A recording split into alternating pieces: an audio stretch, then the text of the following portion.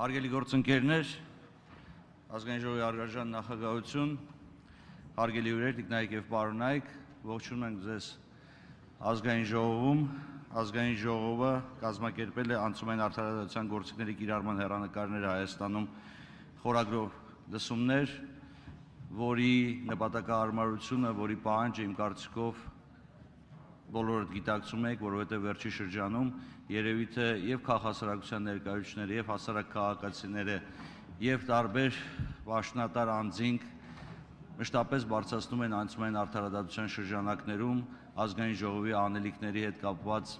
հարցերը։ Այսօր մենք հավաքվել ենք այստեղ, որպեսզի քննարկենք անցումային արդարադատության գործիքների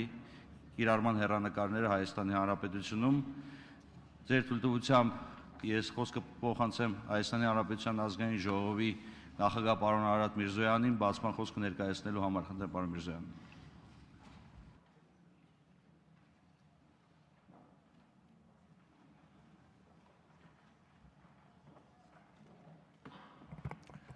Բարև ձեզ հարգելի գործընկերներ, նախ թույլ տվեք շնորհակալություն հայտնել իմ կոչին արձագանքելու եւ այս լսումներին այսպիսի ներկայանալի մասնակցություն ապահովելու համար։ Ես վստահաբար կարող եմ պնդել, որ վերջին շրջանում եւ հատկապես վերջին օրերին Հայաստանի Հանրապետության հանրային դիսկուրսում գտնվող ամենամեծ հետաքրքրություն առաջացնող թեմաներից մեկը թերևս հենց անցումային արդարադատությունն է։ Եվ նորից պիտի ասեմ, այսպիսի ներկայանալի մասնակցություն այս լսումներին դրա վառ ապացույցն է։ Մենք անցած ամիսներին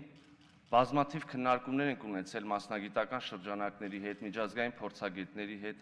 հասկանալու համար մի շարք հարցեր, որոնք կապված են անցումային արդարադատության հետ, եւ այնուամենայնիվ կարիք կա այդ հարցերի պատասխաններին տալ միասնական, ներառական, առավել լայն հանրային քննարկման ճանապարհով, կան հարցեր, կան որոշումներ, որոնք պիտի մենք կայացնենք բոլորս միասին, այսպիսի եւ գուցե նաեւ հետագան այլ լսումների եւ քննարկումների ճանապարհով։ Ես հնչեցնեմ այդ հարցերից մի քանիսը ընդհանրապես։ Ինչ է ի վերջո անցումային արդարադատությունը, ինչպիսի գործիքներ ունի, որքանով է անհրաժեշտություն Հայաստանի Հանրապետությունում այս փուլում անցկացնել, կիրառել անցումային արդարադատության գործիքները։ Այդ գործիքներից որոնք է անհրաժեշտ կիրառել, ինչ չափով,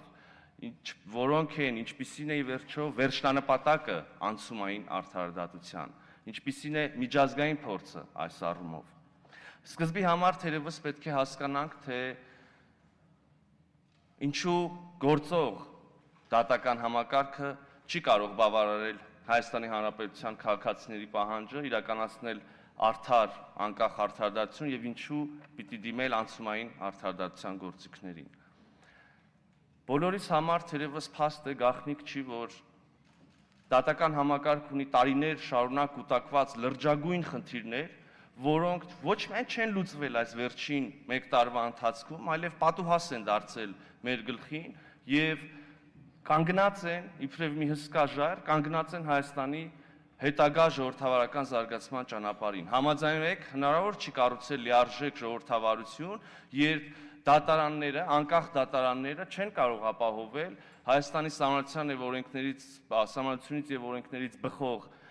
անկախ արդարադատություն, ապահովել մարդու իրավունքները, չեն կարող կայացնել անկողմնակալ որոշումներ։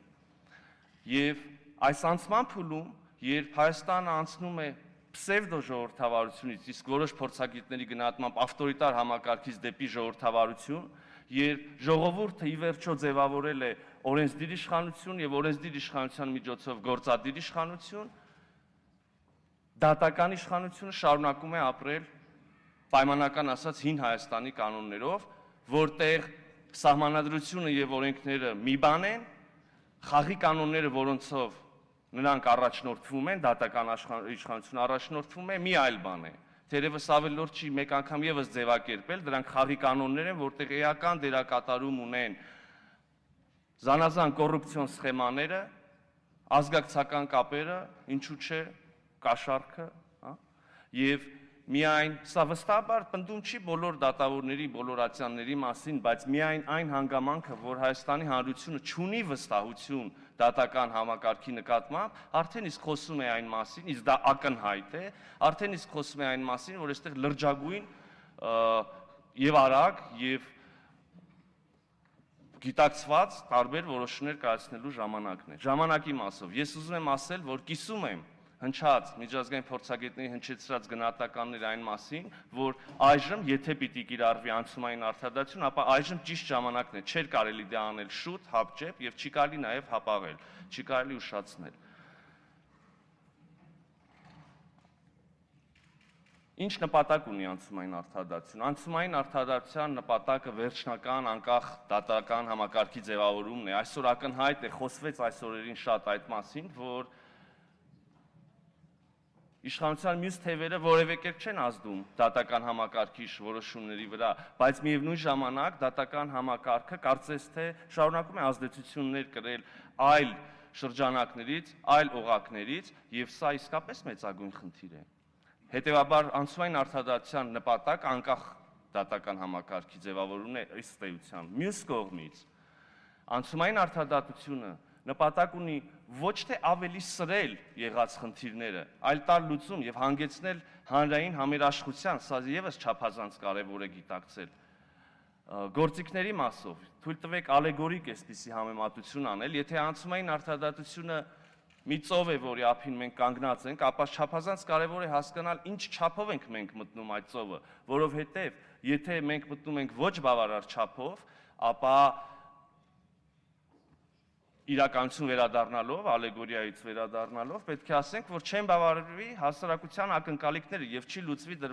չենք հասնի դրված վերջնանպատակին։ Եթե մենք խորանում ենք այդ ծովում ավելին, քան անհրաժեշտ է, ապա մենք կարող ենք հանգել ոչ ինստիտուցիոնալ լուծումների, ինչը չի կարելի որևէ կերպ թույլ տալ, Հայաստանի Հանրապետությունը իրավական պետություն է, հանգել ոչ ինստիտուցիոնալ լուծումների եւ, ինչպես ասում են, աչքը սարքելու տեղը ունքը հանել եւ բացել մի Պանդորայի արկղ, որը չգիտես ուր կհասցնի Հայաստանի Հանրապետությանը։ Հետեւաբար չափը եւ գործիքակազմը հստակ գիտակցելը եւս չափազանց կարեւոր են։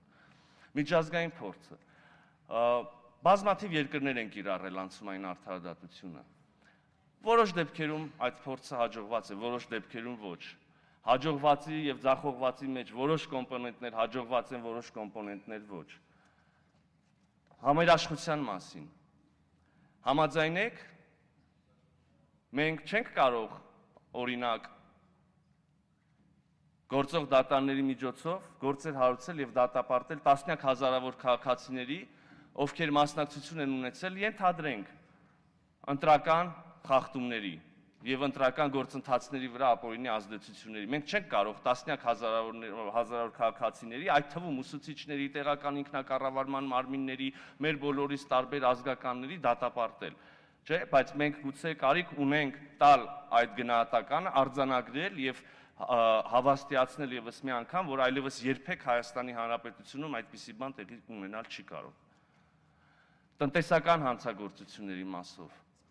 մենք պիտի կարողանանք հասկանալ, հարցեր են հնչում, հարցեր են բարձրացվում զանազան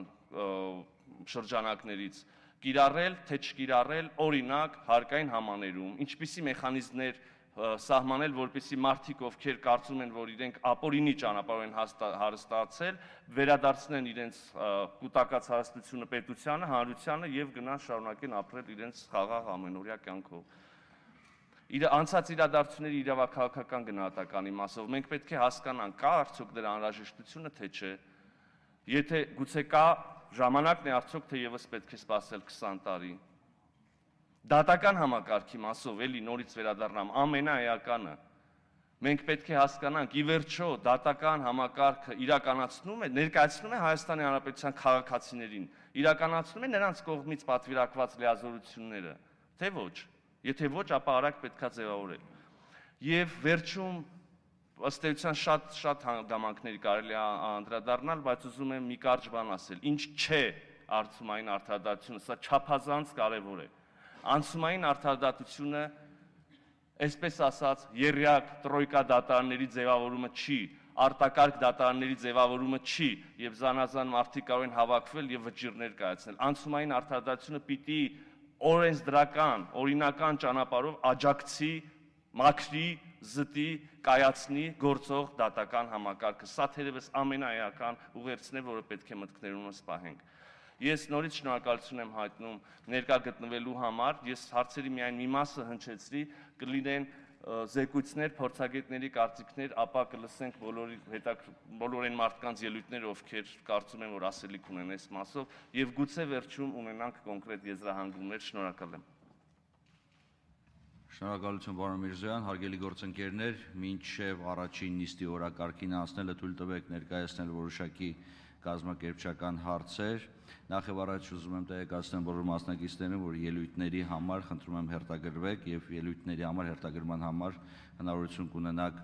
այս նիստի ընթացքում ժամը 10:30-ից մինչև 12:40, խնդրում եմ մոտեցեք քարտուղարությանը եւ հերթագրեք ելույթների համար։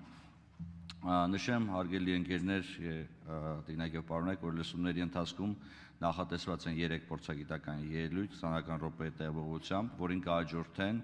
20 րոպե տևողության հարց ու պատասխանի սեսիաներ։ Հարցերի համար սահմանվել է 1 րոպե տևողություն, իսկ պատասխանի համար 2 րոպե, խնդրում եմ հաշվի առեք սա։ Հարցեր կարող եք տալ համապատասխանաբար այստեղ տեղակայված առաջին, երկրորդ եւ երրորդ խոսափողից, հաջորդաբար ես տրամադրեմ հարցը առաջի, երկրորդ եւ երրորդ խոսափողի մոտ կանգնած բանախոսին, իսկ յուրաքանչյուր այս ընթացքի մեջ յուրաքանչյուր 4-րդ հարցը կներկայացվի առցանց, որովհետեւ մենք նաեւ առցանց հարցեր ենք ստանալու եւ մենք պետք է լայն հանրությանը մասնակից դարձնենք այս քննարկումներին։ Եթե հարցեր իրոք շատ լինեն, մենք կփորձենք նաև պատասխանները խնդրենք, որպեսզի մեր փորձագետները սահմանափակեն 1 րոպեով։ Հարգելի գործընկերներ, պետք է նշեմ, որ վերջի 2.5 ժամը, ժամը 14:00-ից 16:00, այսինքն լսումների երկրորդ նիստը կհատկացվի ելույթներին, որոնց համար, ինչպես արդեն նշեցի, հերթագրման գործընթացը արդեն սկսվել է։ Կախված ելույթների համար հերթագրված անձանց թվից եւ նկատի ունենալով ելույթների համար սահմանված ընդհանուր 150 րոպե ժամանակահատվածը,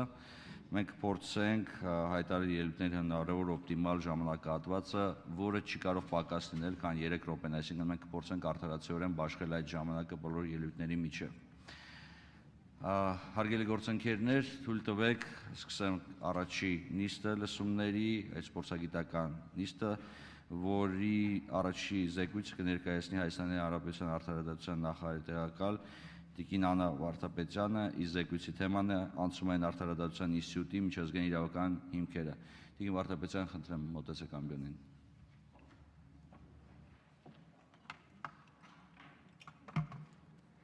Շնորհակալություն։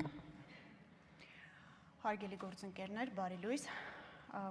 Հաշվի առնելով այն հանգամանքը, որ մեր ժամանակը շատ քիչ է եւ սահմանափակված ենք իհարկե նաեւ օրակարգով, ես մի քանի հարցադրումների կանդրադառնամ միջազգային իրավական կարգավորումների լույսի ներքո եւ կաշխատեմ հնարավորինս շատ ժամանակ տրամադրել հարցերին եւ դրանց պատասխաններին։ Պարոն Միրզոյանն իր ելույթը սկսեց այն հարցադրումից, թե ինչ է անցումային արդարադատությունը։ Շնորհակալ եմ պարոն Միրզոյան այդ հարցի համար եւ ուզում եմ ելույթը սկսել հենց այդ հարցից։ Տարբեր մեկնաբանություններ ու կարծիքներ են հնչում, տարբեր հարթակներում, տարբեր անձինք, տարբեր փորձագիտական տեսակետներ են արտահայտում, բայց միջազգային իրավական բոլոր փաստաթղթերում անցումային արդարադատությունը ամրագրված է որպես գործիքների եւ կառուցակարգերի ամբողջություն, որը նպատակ ունի ապահովել հասարակության անցումը մի ֆորմացիայից, մի իրավիճակից դեպի մյուսը։ Ես հատուկ չեմ օգտագործում որևէ քաղաքական ձևակերպում, նպատակ ունենալով ցույց տալ, որ գործիքակազմը առավելապես իրավական է։ Գործիքակազմը առաջին հերթին նպատակ ունի վերհանել այն պատճառները, որոնք հանգեցրել են հասարակության մեջ զանգվածային խախտումներին։ Անցումային արդարադատության մասին խոսելիս շատ հաճախ, այդ թվում իրավաբանները, քաղաքագետները նշում են, որ խոսքը գնում է պատերազմական պետությունների մասին, արյունահեղությունների մասին, եւ չգիտես ինչու մոռանում են նշել, որ զանգվածային խախտումները կարող են լինել ոչ բռնությամբ դրսևորվող, կարող են լինել քաղաքական, տնտեսական, սոցիալական, մշակութային բազմաթիվ զանգվածային խախտումներ, որոնք ի վերջո բերեն հասարակության մեջ ժողովրդավարական արժեքների նվազեցմանը, առանձին դեպքերում նաև արժեզրկմանը։ Այս պատճառով պետությունը ինքը ազատ է ընտրելու թե ինչ կառուցակարգ եւ ինչ գործիք է օգտագործելու։ Եթե պետությունը ցանկություն է արտահայտում օգտագործել անցումային արդարադատության մեխանիզմները, դա չի նշանակում, որ պետությունը սահմանափակված է եւ պարտավորված է բոլոր գործիքները հատ-հատ կիրառել։ Յուրաքանչյուր պետություն ինքն է ընտրում, թե ինչ գործիքակազմ է իրեն անհրաժեշտ, լրացնելու համար այն ինստիտուցիոնալ բացը, որ ինքը ունի։ Եվ այս առումով պետք է նկատի ունենալ, որ Հայաստանի Հանրապետության ենթատեքստում մենք երկու լուրջ միջազգային իրավական հարթակ ունենք, որտեղ ունենք իրավական չափանիշներ եւ նորմեր, որոնց պետք է հետևենք։ Առաջին հերթին դա Միավորված ազգերի կազմակերպության ՄԱԿ-ի չափանիշներն են եւ երկրորդը Եվրոպայի խորհրդի չափանիշները։ Շատ հաճախ հնչող կարծիքներում իրավաբանները փորձում են տարանջատել, թույլ կտամ ինձ ասել, սեպխրել Մարդու իրավունքների Եվրոպական դատարանի, Եվրոպական կոնվենցիայի եւ ՄԱԿ-ի անցումային արդարադատության վերաբերյալ միջազգային փաստաթղթերի միջև։ Կարծում եմ այս մոտեցումը ամբողջական չէ։ Եթե մի կես դար հետ գնանք եւ հիշենք, թե ինչ պայմաններում է ձևավորվել Եվրոպայի խորհուրդը, ինչ պայմաններում է ձևավորվել Ստրասբուրգի դատարանը, ինքներս մեզ կպատասխանենք անցումային։ Երբ որ ամբողջ Եվրոպա մայրցամաքը անցում էր կատարում դեպի ժողովրդավարություն, երբ որ վնասված ժողովրդավարական արժեքները վերականգնելու խնդիր ուներ։ Եվ այսօր փորձել տարանջատել եւ ասել, որ անցումային արդարադատությունը Եվրոպայի խորհրդին հակասող, Եվրոպայի խորհրդի չափանիշներին հակասող գործիք է, նշանակում է անտեսել այս պատմական անցյալը։ Հաջորդ հարցը, որ կցանկանայի անդրադառնալ, պարոն Միրզոյան այդ հարցը եւս բարձրացեց։ Որն է նպատակը, ինչու։ Առաջին հերթին պետք է նշել, որ անցումային արդարադատությունը էլի անդադ չվկայակոչեմ, անդադ չհիշեցնեմ, միջազգային բոլոր փաստաթղթերում նշվում է որպես հաշտեցման եւ ոչ թե կոնֆրոնտացիայի գործիք։ Անցումային արդարադատության բոլոր գործիքները միտված են մի բանի՝ հասարակությանը բերել հաշտեցման, եթե հասարակության մեջ կա դիսոնանս, եթե հասարակության մեջ կա Աստված մի արասցե առճակատում։ Եվ այս առումով յուրաքանչյուր գործիք, որ մեկնաբանվում է անցումային արդարադատության, պետք է մեկնաբանվի այս լույսի ներքո, ի վերջո հաշտեցման։ Ձեր թույլտվությամբ համառոտ կանդրադառնամ գործիքներին, քանի որ հաջորդիվ զեկույցներում ավելի մանրամասն այդ գործիքների մասին խոսվելու է, եւ արդեն կանցնեմ հարցերի պատասխանների փուլին։ Անցումային արդարադատության գործիքակազմը հստակ սահմանված է։ Առաջին հերթին դրանք քրեական մեղադրանքներն են, prosecution բառը կարող եք շատ հաճախ հանդիպել։ Երկրորդ հերթին vetting շատ հաճախ հնչող արդեն տերմինն է մեր իրականության մեջ, գնահատման գործընթացն է։ Ցավոք իմ գործընկերներից շատերը vetting-ը բառացի թարգմանում են որպես զտում։ Այս առումով կարծում եմ տարածի մեկնաբանությունը ավելորդ իմաստային շփոթ է առաջացնում։ Vetting-ը գնահատման գործընթաց է։ Գնահատում, որը մարդու իրավունքների Եվրոպական դատարանի նախադեպային իրավունքի լույսի ներքո ունի հստակ պահանջներ՝ լինել կանխատեսելի եւ թափանցիկ։ Շատ հաճախ իմ գործընկերները օրինակ են բերում Արևելյան Եվրոպայի երկրները, որտեղ vetting բառը չեն կիրառում, լյուստրացիան են կիրառում, որը vetting-ի շատ ավելի խիստ դրսևորումն է եւ այսօր չի խրախուսվում իհարկե այդ տերմինի կիրառումը եւ օգտագործումը, նշում են, որ ոչ մի դրական օրինակ չկա։ Շատ երկրների փորձով այո չկա։ Ինչու՞։ Որովհետեւ մարդու իրավունքների Եվրոպական կոնվենցիան ունի 6-րդ հոդված, որը կոչվում է արդար դատաքննության իրավունք։ Արդար դատաքննության իրավունքը յուրաքանչյուրիս իրավունքն է, անկախ նրանից, թե ինչ գործընթացի միջով ենք մենք անցնում։ Եվ այս առումով vetting-ի գործընթացը պետք է ապահովի պատշաճ հավասարակշռությունը իրավունքների տեսանկյունից։ Այն հանրային պաշտոն զբաղեցնող անձի, ով անցնում է այս գործընթացը, եւ հասարակության միջև ով ակնկալիք ունի այս գործընթացից։ Եվ որևէ դեպքում, որևէ նվաստացուցիչ գործընթաց սա չի ենթադրում։ Ողջամիտ գնահատումը չի կարող արժանապատվությունը նվաստացնող լինել, չի կարող լինել զտում, չի կարող լինել ֆիլտրում, գնահատում է։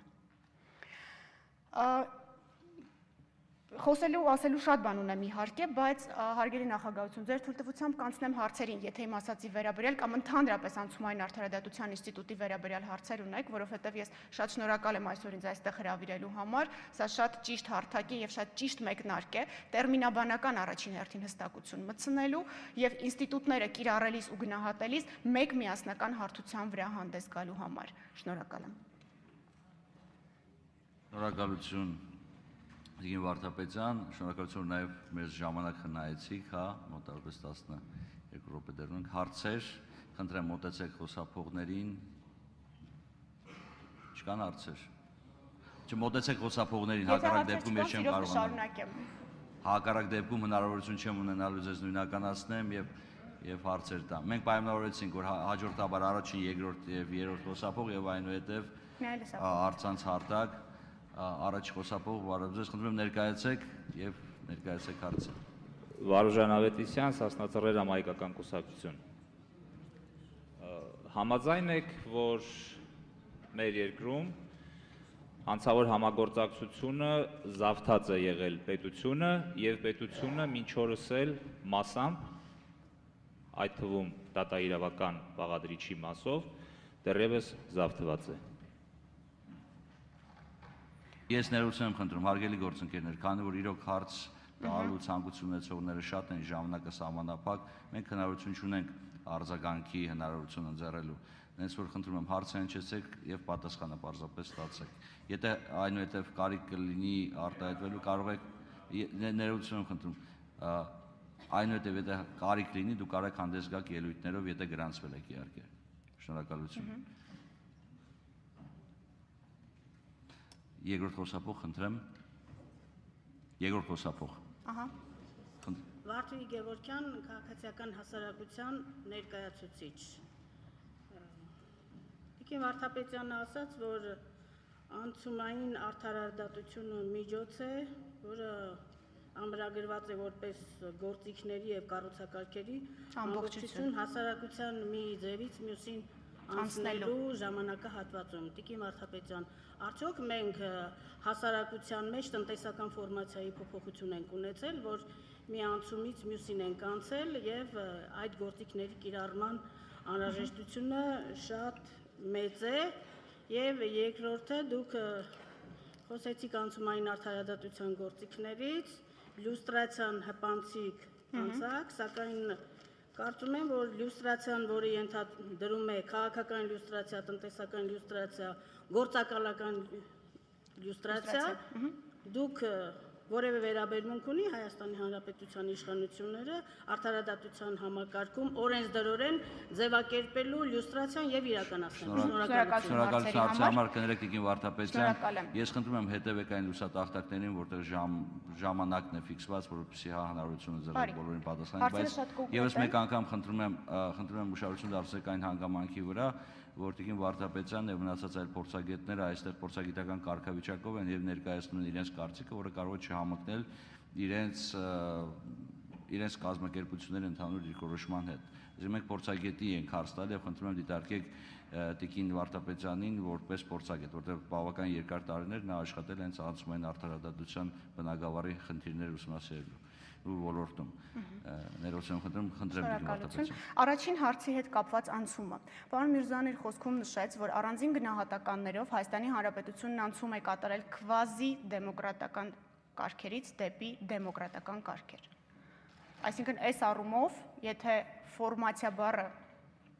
նեղ իմաստով կարող ենք կիրառել, այո, անցումը տեղի է ունեցել։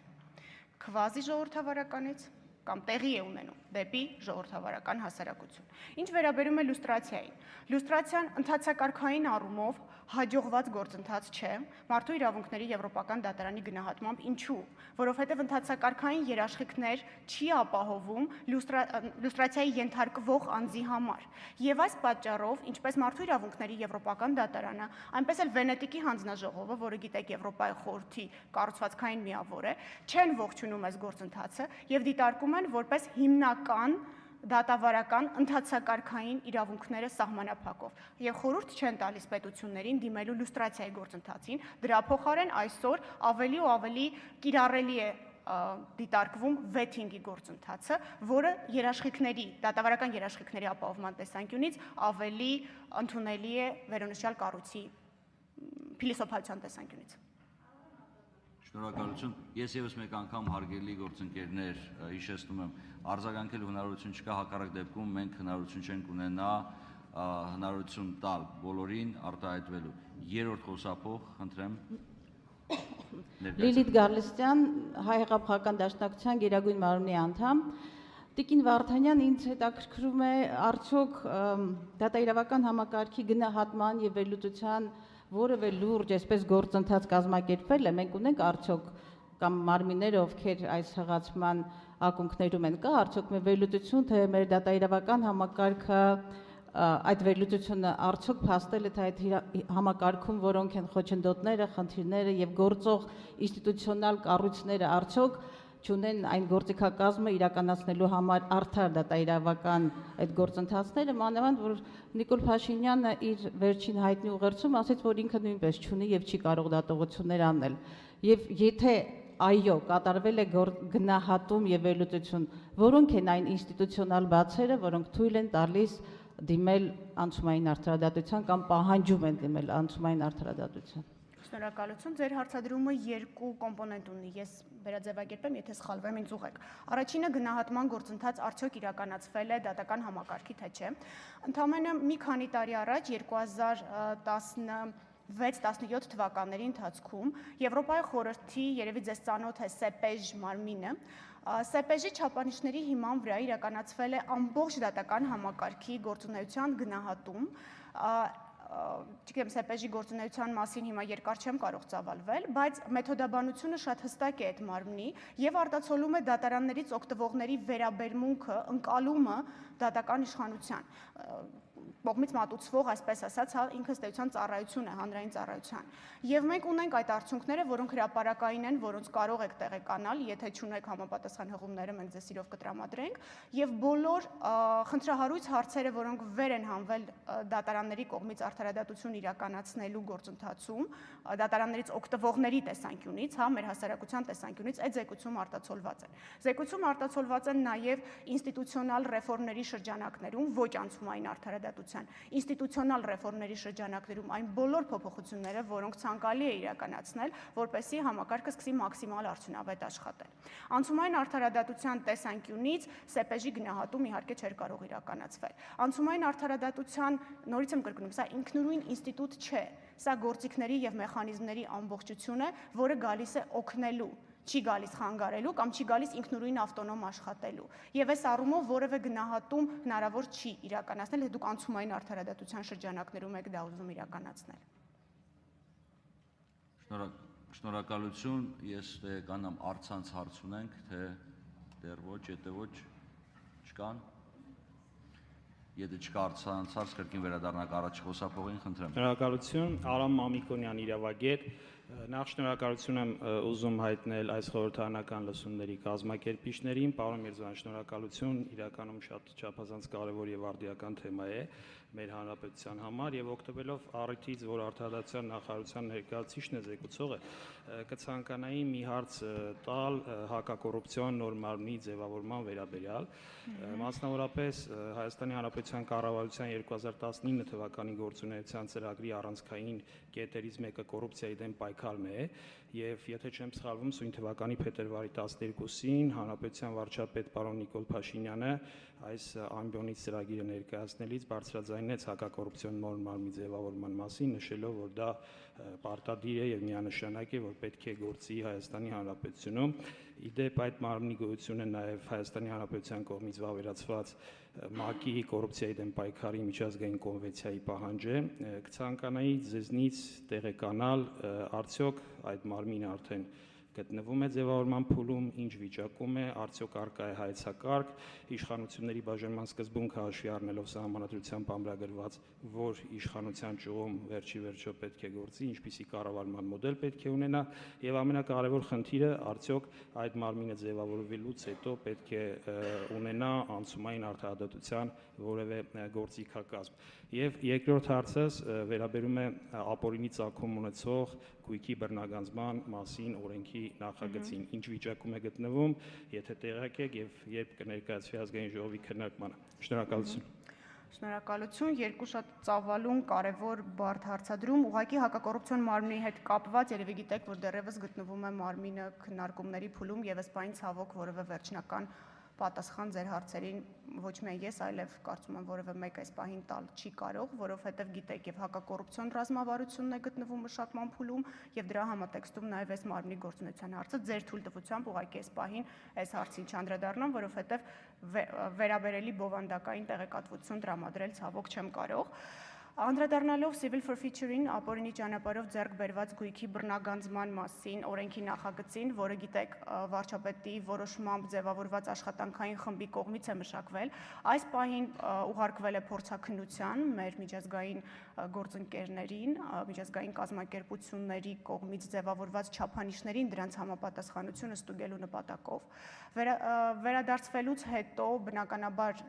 միջաշխատանքային խմբում քննարկումներ կլինեն եւ վերջնականացվելուց հետո նոր նախագիծը կդրվի շրջանառության եւ բնականաբար լայն հանրային քննարկման։ Ժամկետներ ցավոք կդժվարանամ նշել, որովհետեւ դա կախված է մեր միջազգային գործընկերների կողմից տրամադրված փորձաքննության ժամկետներից, բայց մենք խնդրել ենք հնարավորինս սև ժամկետ, ըստ հնարավորինս կարճ ժամկետներում եւ ունենք նաեւ մեր գործընկերների պատրաստակամությունն աշխատել շատ արագ, շատ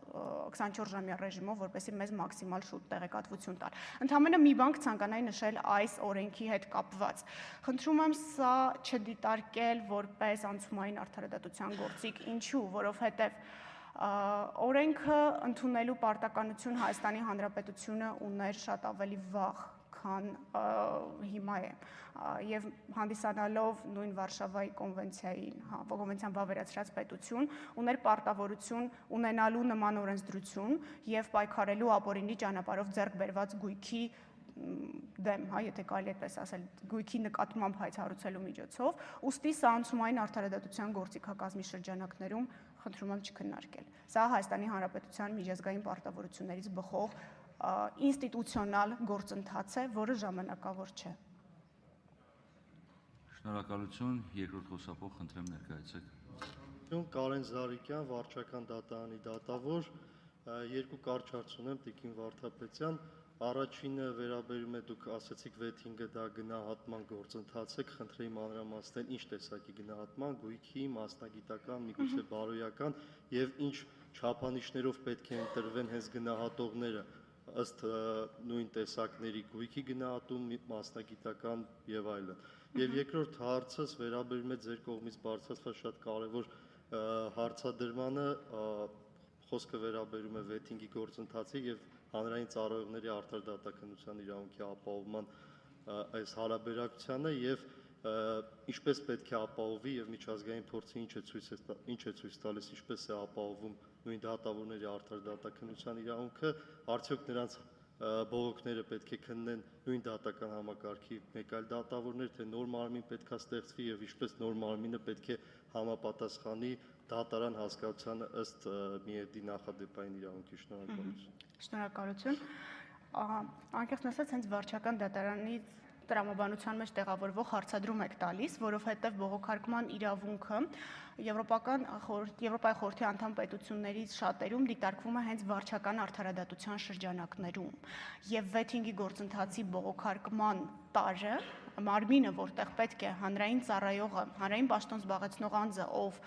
վեթինգի է ենթարկվել, ունենա արդար դատաքննության երաշխիք, դա հենց վարչական դատարանն է, որտեղ հակառակ կողմը պետությունն է։ Այս պահին որևէ այլ հաջողված փորձ կդժվարանա մտաբերել, որ ասեմ, գիտեք, ինչ-որ արտակարգ ad hoc մարմին է ստեղծվել, որպես կանոն ad hoc դատարանները ստեղծվում են այն դեպքում, երբ որ օրդինար վարույթները չեն կարողանում ապահովել այս գործընթացը։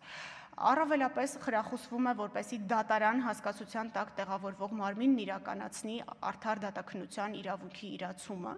եւ այս առումով լավագույն հաջողված փորձը դա administrative trial-ն է, վարչական վարույթներն են, որոնք նույն արևելյան Եվրոպայի երկրներում կիրառվել են որպես venue, որպես դատարան, որը որ պետք է այս հարցը քննի։ Անդրադառնալով ձեր առաջին հարցին, թե ինչ չափանիշներով է իրականացվում վեթինգը։ Վեթինգը չի իրականացվում ընդհանրապես։ Վեթինգն իրականացվում է, ես ներողություն եմ խնդրում, բայց անգլերեն բառեր եմ օգտագործելու, որովհետև հայերեն թարգմանությունները շփոթ են առաջացնում։ Վեթինգն իրականացվում է ստուգելու համար հանրային պաշտոն զբաղեցնող անձի integrity-ն։ Եթե կարելի է, դա կարող եք թարգմանել որպես բարեվարքություն, բայց բարեվարքություն 3 հիմնական կոմպոնենտով՝ վերաբերմունքը մարդու իրավունքներին,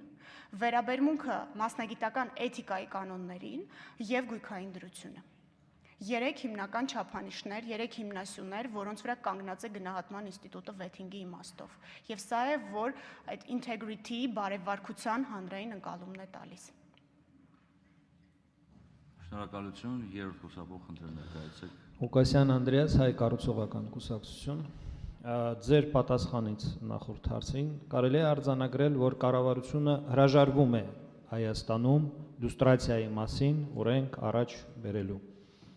Դա առաջին հարց եւ երկրորդ հարց։ Վեյթինգի մասին խոսացիք, ինչ փուլում է գտնվում այսօր վեյթինգի մասին օրենքի նախագիծը եւ ինչ ժամկետներ կարող եք դուք այստեղ հրապարակել, ինչպիսի գործընթաց պիտի լինի ըստ ձեզ եւ ինչ ժամկետներում հանրությունը կտեսնի կոնկրետ գործիքներ։ Շատ լավ։ Ներողություն եմ խնդրում, հա։ Հարգելի պարոն Ղուկասյան, հարգելի մասնակիցներ, որպեսզի անկեղծ լինենք եւ արդյունավետ լինի մեր քննարկումը, եկեք մի կարևոր բան հասկանանք։ Պետությունը, իշխանությունները, ազգային քաղաքական մեծամասնությունը պատասխաններ այդ հարցերին նաև հնչեցրած վերջնական չունի, դիրքորոշում ձևակերպած չունի, այս լսումները նաև կոչված են այդ դիրքորոշումը ձևավորելու եւ նաև Տիկին Վարդապետյանը այս պահին չի ներկայացնում եւ չի կարող ներկայացնել կառավարության դիրքորոշում, այդ թվում եւ ձեր հնչեցրած հարցի կապակցությամբ ասել Տիկին Վարդապետյան լուստրացիայից կառավարությունը հրաժարվում է, ընդհանրապես ներեցեք տեղին չի։ Հիմա մենք խնդրել ենք որպես փորձագետ Տիկին Վարդապետյանին մեր պարզաբանումներ տա, ներկայացնի իր գիտելիքները անցումային արդարադատության վերաբերյալ։ Այսքանը, շնորհակալ եմ։ Եվ ցավոք ժամկետների հետ կապված պարոն Միրզոյան, այս բան շատ դժվար է ուրվագծել ժամկետները, հաշվի առնելով նաև այն միջազգային փորձաքննության անհրաժեշտությունը, որ այդ օրենսդրությունը, ցանկացած օրենսդրություն մենք պետք է անցկացնենք։ Այսինքն այս առումով այս բանի ժամկետ ակնկալելը ողջամիտ չէ։ Հստակ ժամկետ։ Շնորհակալություն, առաջ խոսափող հարգելի գործընկերներ, այդուհանդերձ հաշվի առնելով հարցերի քանակը, ես պետք է խնդրեմ նաև Տիկին Վարդապետյանից համանախապակի պատասխանները գուցե 1.5 րոպեով, որովհետեւ մենք կարողանանք հնարավորություն ընձեռենք բոլոր ցանկացողներին հնչեցնել իրենց հարցերը, եթե դեմ չեք, շնորհակալություն։ Խնդրեմ առաջի խոսափող։ Թամբարայալոյան, փաստաբան։ Ես ուզում եմ իմանալ, թե ինչպիսի երաշխիքներ կան, որ ճիշտ գործիքակազմ կնդրվի, քանի որ վերջին անգամ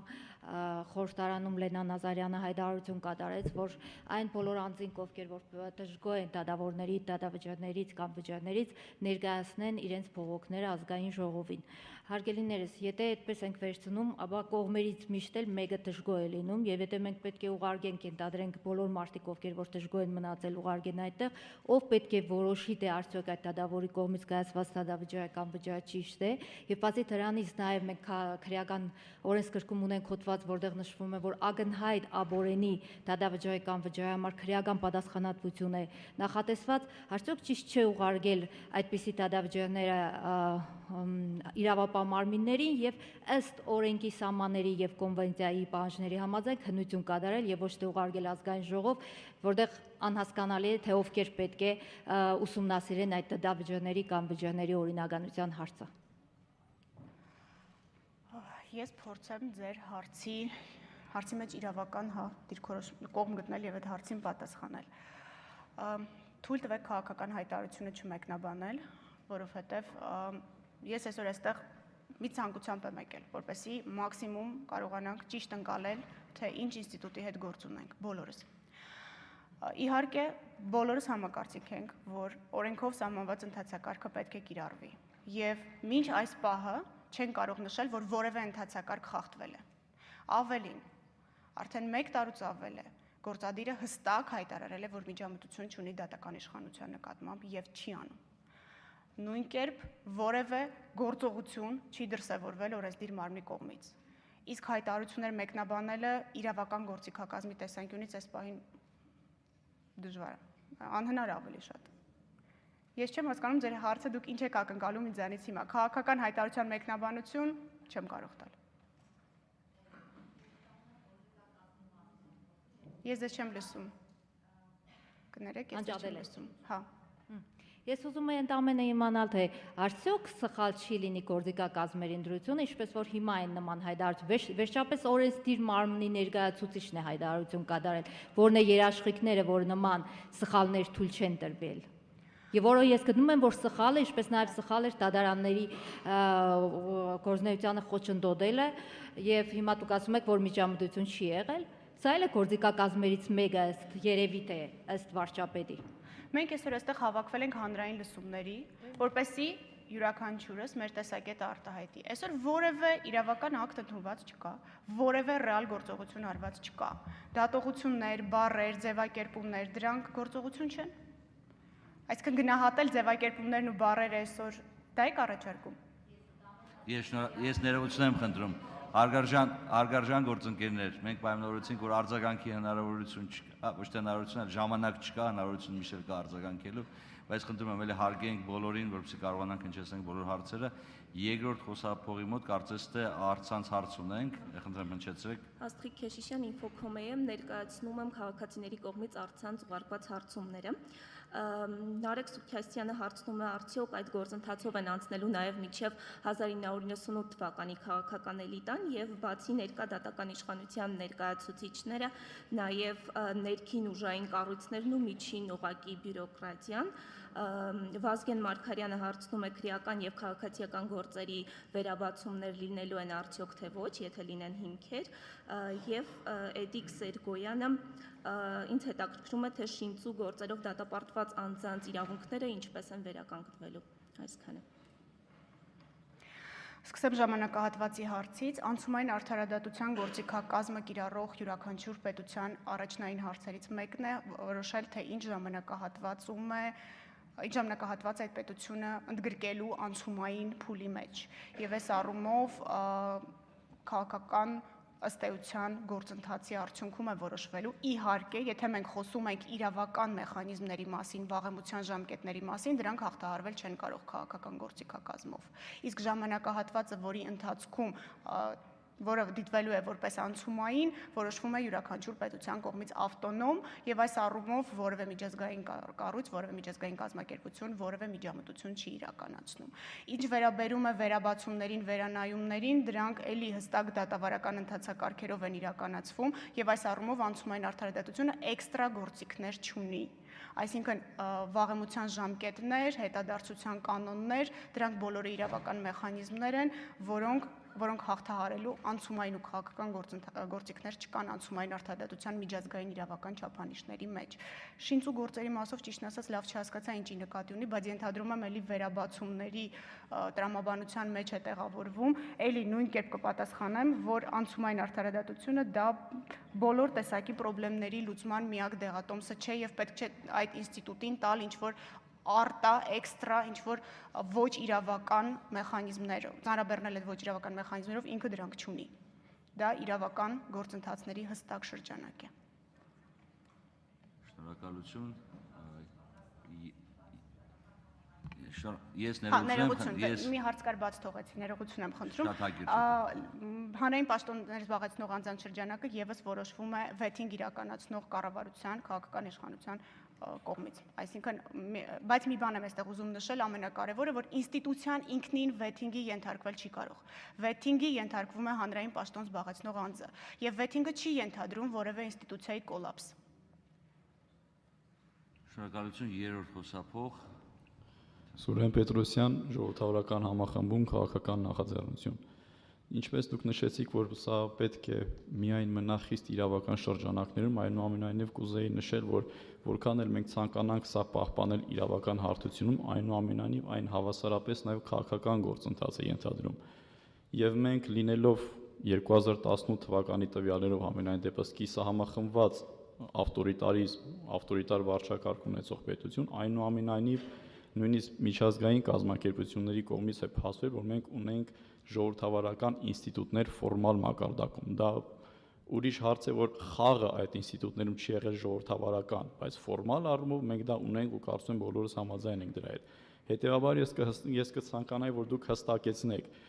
ինչ գործիքներ կամ ինչ գործիքակազմ է պակասում մեր կայացած ինստիտուտներին, որոնք որ մենք հիմա չունենք, որը որ ունենալու ենք անցումային արտադրության շրջանակներում։ Հստակ, շնորհակալություն։ Շնորհակալություն հարցի համար։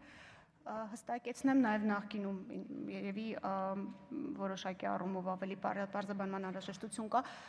իրավական գործիքակազմը վերաբերում է ընթացակարգերին։ Ես մեջբերեցի մարդու իրավունքների Եվրոպական դատարանի եւ Վենետիկի հանձնաժողովի դիրքորոշումները, երկուսն էլ վերաբերում են ընթացակարգերին։ Այսինքն անցումային արդարադատությունը երկուստ է քաղաքական եւ իրավական գործընթաց է, մեխանիզմների ամբողջություն է, բայց իրավականը վերաբերում է ընթացակարգերին։ Այսինքն նպատակին հասնելու միջոցը եւս պետք է լինի օրինական, եթե նպատակը օրինական է։ Այս առումով կցանկանայի հստակեցում մտցնել եւ գործընթացը իրավական դիտարկել ընթացակարգերի տեսանկյունից եւ ձեր երկրորդ հարցը ներողություն վերաբերում էր Երկրորդ հարցը ինչ որ գործիքները կան, որ գործընթացները չի կարող ապահովել ներկա համակարգը, որ անցումայինը կապահովի։ Անցումային արդարադատության գործիքակազմի մեջ կա նաև համակարգային բարեփոխումներ, ինստիտուցիոնալ ռեֆորմ ասած գործիքը, որի մի մաս է հանդիսանում վեթինգը, եւ կարծում եմ այս առումով ինստիտուցիոնալ համակարգային բարեփոխումներն են, որ անհրաժեշտ են որոշակի ինստիտուտների, որոնք իրավական, օրենսդրական մակարդակում գուցե առկա են, բայց որոշակի շտկումների եւ արդյունավետության բարձրացման խնդիր ունեն գուցե։ Եվ այս առումով, եթե ինստիտուտը դիսֆունկցիա է իրականացնում, այս ինստիտուցիոնալ ռեֆորմը հրաշալի գործիք է, օրենսդրական հիմքերը պահպանելով ինստիտուտը վերակառուցել, ինստիտուտը դարձնել իր նպատակներին ծառայող ու արդյունավետ։ Ինստիտուցիոնալ ռեֆորմը, եթե հարցնում եք անցումային արդարադատության տեսանկյունից։ Շնորհակալություն առաջի խոսափող եւ երույթը վերջին հարցը այս հարց պատասխանի նիստին։ Խնդրեմ։ Միքայել Նահապետյան, Քաղաքացու որոշում կուսակցություն, նախ ուրախ եմ, որ հենց ձեզ եմ այստեղ տեսնում։ Իհարկե կուզենայի, որ այն ամբողջ աշխատանքն ու մշակումները, որ իրականացրել եք նաև դուք, այս բանին լիազորված լինեիք նաև դրա փակագծերը բացելու, բայց քննարկումները իհարկե օգտակար կլինեն վերջնական որոշման գալու։ Իմ հարցը ուղերձին է վերաբերում, տեսեք, մենք երբ որ այստեղ խոսում ենք, դա ուղերձներ է իր մեջ պարունակում եւ հանրային տրամադրություններ է փոփոխում։ Մի հայտարարություն եղել էր այդ առանց դատավճռի բռնագանձման մասին, 3 ամիս դրա հետ կապված աղմուկ բարձրացավ, հիմա այստեղ մեկնաբանում եք, որ դա անցումային արդարադատության կոմպոնենտ չէ։ Իմ հարցը հետևյալն է, ընդհանուր առմամբ, որպես փորձագետ, առավել ևս որ հիմա կաշկանդված չեք կառավարության դիրքորոշումը հայտնելով, մենք ինչպիսի ուղերձ պիտի տանք, որ անցումային արդարադատությունը ապօրինի կուտակված ունեցվածքին վերաբերվելու է առավել մեղմ, քան այն ամենը, ինչ դուք ասում եք, որ անցումային արդարադատության կոմպոնենտ չէ, թե այդտեղ ընդհանրապես անցումային արդարադատություն չի իրականացվելու եւ հենց այդ կոշտ մեխանիզմներն են գործելու։ Okay, շնորհակալ եմ հարցի համար։ Երկու տարբեր ինստիտուտի մասին է խոսքը։ Էլի ձեր թույլտվությամբ ես անգլերեն տերմինաբանությունն օգտագործեմ, որտեղ այդ հայերեն թարգմանությունների արդյունքում է, որ առաջանում է խնդիրը։ Asset recovery, ակտիվների վերադարձը, անցումային արդարադատության գործիքակազմ է, որը ունի իր իրականացման մեխանիզմները։ Civil forfeiture-ը, ապօրինի ճանապարհով ձեռք բերված գույքի բռնագանձումը, որը իր հիմքով in rem հայց է, այսինքն հայց գույքի դեմ, Հայաստանի Հանրապետության կողմից դեռևս 2005 թվականից սկսած ստանձնած միջազգային չկատարված պարտավորություն է։ Սա չի նշանակում, որ սրանք ինչ-որ մրցակցության մեջ են, մեկը ավելի խիստ է, մեկը ավելի թույլ։ Սրանք ուղղակի տարբեր ինստիտուտներ են։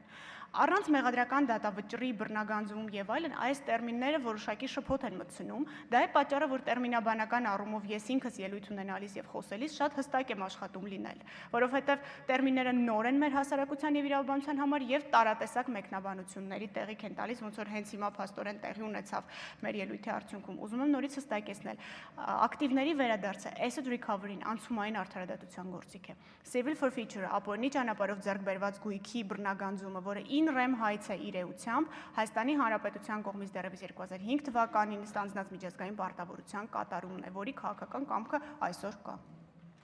Այս հստակեցումը խնդրում եմ ունենալ։ Հուսամ պատասխանեցի ձեր հարցին։ Շնորհակալ եմ։ Շնորհակալություն Տիկին Վարդապետյան, հարցերի համար նախատեսված ժամանակը սպառված է եւ ըստ օրակարգի ես խոսքը փոխանցում Տիկին Վարդապետյան կարող եք զբաղեցնել ձեր տեղը։ Շնորհակալություն ևս մեկ անգամ։ Հարգելի գործընկերներ, հաջորդ ելույթը պարոն Ռուբեն Կարանցայինն է, որը հանդիսանում է անցումային արդարադատության միջազգային կենտրոնի փորձագետ։ Ելույթի թեման է անցումային արդարադատություն, կոռուպցիա եւ ինստիտուցիոնալ բարեփոխումներ, համեմատական փորձառություն եւ քաղված դասեր։ Ելույթը ներկայացվելու է անգլերեն լեզվով։ Խնդրում եմ նախապես վերցրեք ձեր ականջակալները եւ եթե կարիք կա, իհարկե թարգմանության։ Mr. Carranza, the floor is yours, please.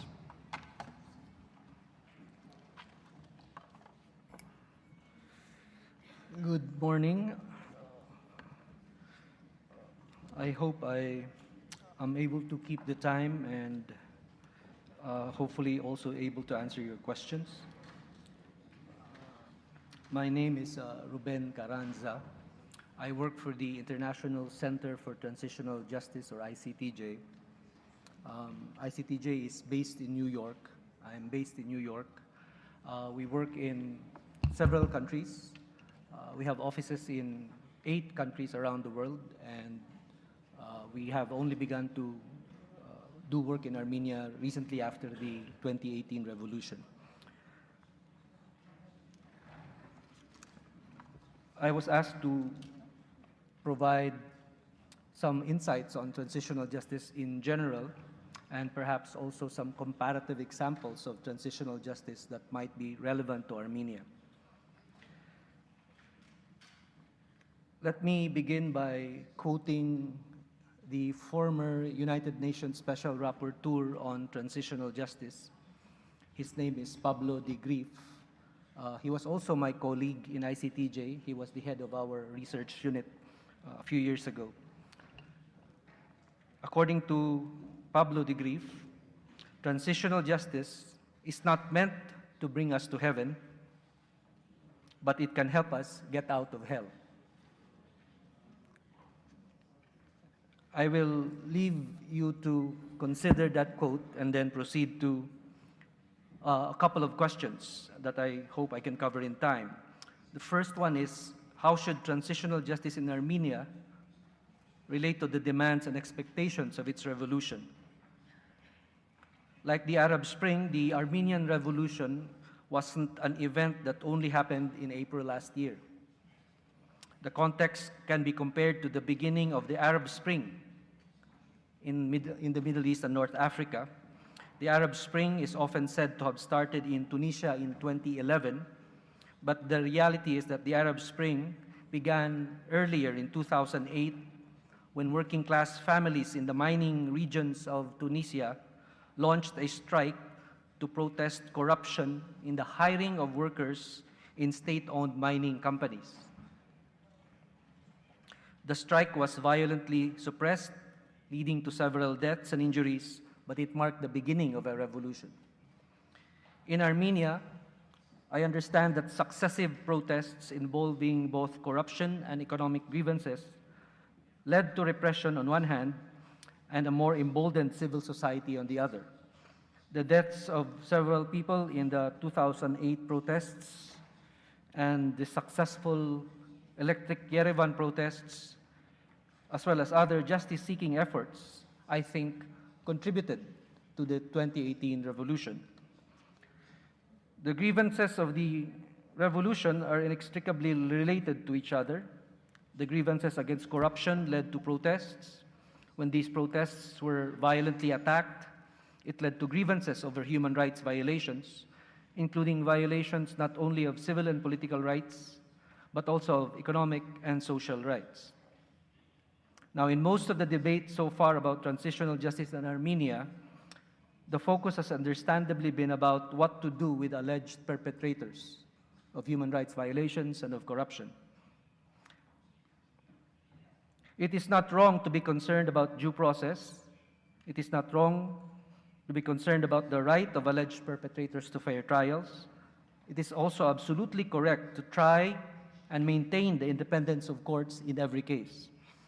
including in cases involving those who are alleged to have committed and are most responsible for corruption and human rights violations. But in a society where judicial independence has been an illusion, where state capture has been the norm, and where politicians and oligarchs have long enjoyed impunity, it is in fact the victims of human rights violations and the citizens who suffer the consequences of corruption who are equally in need of due process, entitled to fair trials, and deserve judicial independence. In designing transitional justice in Armenia, therefore, policymakers, civil society activists, and European and other international actors should therefore remember those who have not had a voice about justice in Armenia for so long. The families of those killed or injured in 2008, the victims of torture and of political detention, mothers in black seeking the truth about why their soldiers' sons were killed away from combat, old pensioners who live in cold and hunger while oligarchs and their politician friends enrich themselves, rural communities who need access to basic social services, and students and young citizens who saw that their hope for a better future called for a revolution. The second question I would try to answer at this point is this. If Armenia's existing state institutions cannot be relied on to pursue accountability and justice for the grievances of the revolution, what can transitional justice offer? One of the most important achievements after the revolution in Armenia has been the rebuilding of trust in its executive and legislative branches of government. The outcome of the last election is a translation of the trust that Armenian citizens have placed in its leaders. It is important for that trust to in turn be repaid by the government through justice and accountability. Conventionally, justice and accountability is sought through the judicial branch of a government. But if that judicial branch has itself been a source of injustice and impunity in the past and is distrusted by most citizens, what can be done not only to pursue justice and accountability, but also to rebuild trust in the judiciary?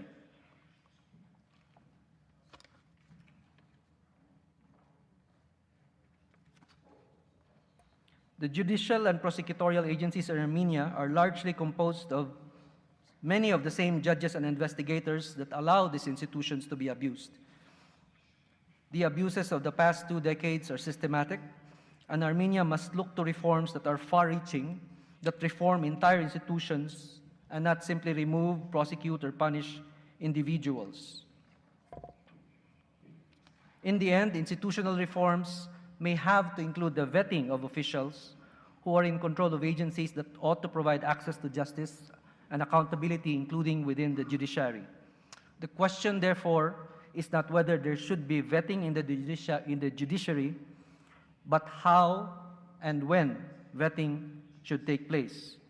There are many examples of vetting and judicial reforms that have been part of transitional justice in other countries. Some have been more successful than others. I understand the attraction of looking at examples from the region and the importance of addressing potential concerns related to Armenia's human rights obligations within the Council of Europe.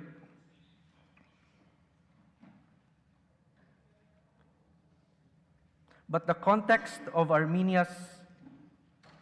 transition, including the grievances of the revolution, might require a sensitivity to transitional justice approaches and not just to human rights standards applicable to the European Court of Human Rights. And some of these examples can be found in other countries and in transitional justice processes that have taken place outside of Europe because they have undergone transitions after authoritarian rule or in some cases after violent elections. Some of these examples include Argentina, which emerged from authoritarian rule many years ago and included vetting in its transitional justice process, or even Kenya, which has emerged after violent elections and underwent transitional justice as well as judicial reforms, including in its Supreme Court. A third question is this: what transitional justice mechanisms can be considered appropriate to the transition in Armenia? Along with truth-seeking and memorialization, reparations, and prosecutions, institutional reforms are often mentioned as a component of transitional justice. In post-conflict countries, institutional reforms have focused on the security sector, including the military, the police, and the state's intelligence services. In transitions that are better characterized as post-authoritarian, the focus has been on ensuring democratic and civilian control over both the military and police. Alongside reforms in the security sector, judicial reform has been an equally important area of institutional reform. There are different approaches to judicial reform, and they have ranged, as I said, from the vetting of former officials to the creation of new independent institutions that can generate trust in the judiciary, and I will give some examples later. But another mechanism of transitional justice that can be considered in Armenia is truth-seeking or truth-telling. A truth commission can send a signal that the government is serious in uncovering corruption and in acknowledging human rights violations. It can build the foundations for accountability and sustain it beyond the initial period of euphoria and revolutionary fervor. Truth commission processes can replenish political and moral capital that a government needs to pursue accountability over the long term. An important example to consider is South Africa, but not South Africa in relation to its original Truth and Reconciliation Commission. Let me say that again to avoid any misunderstanding. South Africa, but not South Africa in relation to its original Truth and Reconciliation Commission. The original Truth and Reconciliation Commission of South Africa did not address corruption. As a result, it did not address accountability for corruption under apartheid and did not hold officials during apartheid accountable for corruption. And as a result, post-apartheid South Africa has experienced what many South African activists have characterized as something familiar to you in Armenia: state capture. As a response to state capture in South Africa, one civil society initiative has been the unofficial People's Tribunal on State Capture. The People's Tribunal on State Capture represents an attempt to expose the truth and deepen public understanding of how and where state capture has happened in the country. As a result of the People's Tribunal, the South African government later created a commission of inquiry on state capture that is up to now undergoing investigations and conducting public hearings. There should also be in Armenia a separate effort to design reparations for victims of human rights violations, whether of the last decade or even earlier. Now, it is important to remember that reparations is not only or even mainly about paying compensation. It is about acknowledging the experiences of victims and repairing the harm done to them. In some countries, such as Peru and the Philippines, funding for reparations programs have come from the recovered assets of former political leaders and former authoritarian officials and their family members.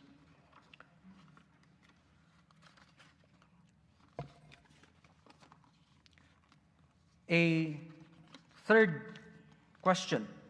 should the recovery of assets of corrupt former officials be part of transitional justice, and how should it be done? In this respect, I don't want to take a clear position with respect to how or what Armenia should do, but I can mention examples from other countries that might be useful. Authoritarian rulers do not try to stay in power for its own sake. They try to stay in power because it can be profitable for them, for their families, and for their cronies that get business from the state. In other words, this is the phenomenon of state capture that I mentioned earlier, the control or the capture of the state in order to extract profits from the use of state power. I mentioned the examples of Peru and the Philippines, and I also mentioned Tunisia earlier. In these countries, parallel transitional justice measures incorporated both accountability for corruption and accountability for human rights violations. For example, former Peruvian dictator Alberto Fujimori was prosecuted for crimes against humanity as well as for corruption. He was charged with 7 crimes. 5 of them were actually for corruption. 2 of them were for crimes against humanity. He was convicted on all 7 crimes. Peru also passed a law confiscating the ill-gotten assets of Fujimori and placed the burden on suspected corrupt officials to prove that the frozen assets were acquired lawfully. A similar approach was adopted in the Philippines against former dictator Ferdinand Marcos and his family. In the Philippines, the government recovered 680 million in Swiss bank deposits from the Marcos family. Out of that amount of $680 million, 200 million was set aside to fund a reparations program for the victims of the Marcos dictatorship. In Tunisia, as I mentioned earlier, a Truth and Dignity Commission examined human rights violations, but also economic crimes, including corruption. And in countries such as Brazil, South Africa, and even Argentina, earlier transitional justice processes were followed up decades later with processes that investigated the involvement and complicity of business leaders, even foreign corporations, in human rights violations and other abuses of the past decades. Now, these are only examples. What is important is for Armenia to learn lessons from them, not to unnecessarily or uncritically import or copy them. And what is more important is for Armenia to design institutional reform measures, including laws on asset recovery, civil asset forfeiture, and vetting that take into account a broader transitional justice strategy. And as a last and fourth point, there is no model for transitional justice, but there are lessons to be learned. In our work at ICTJ, we have seen time and again that transitional justice mechanisms must be designed in a way that responds to how citizens and victims articulate their demands and the way they define justice.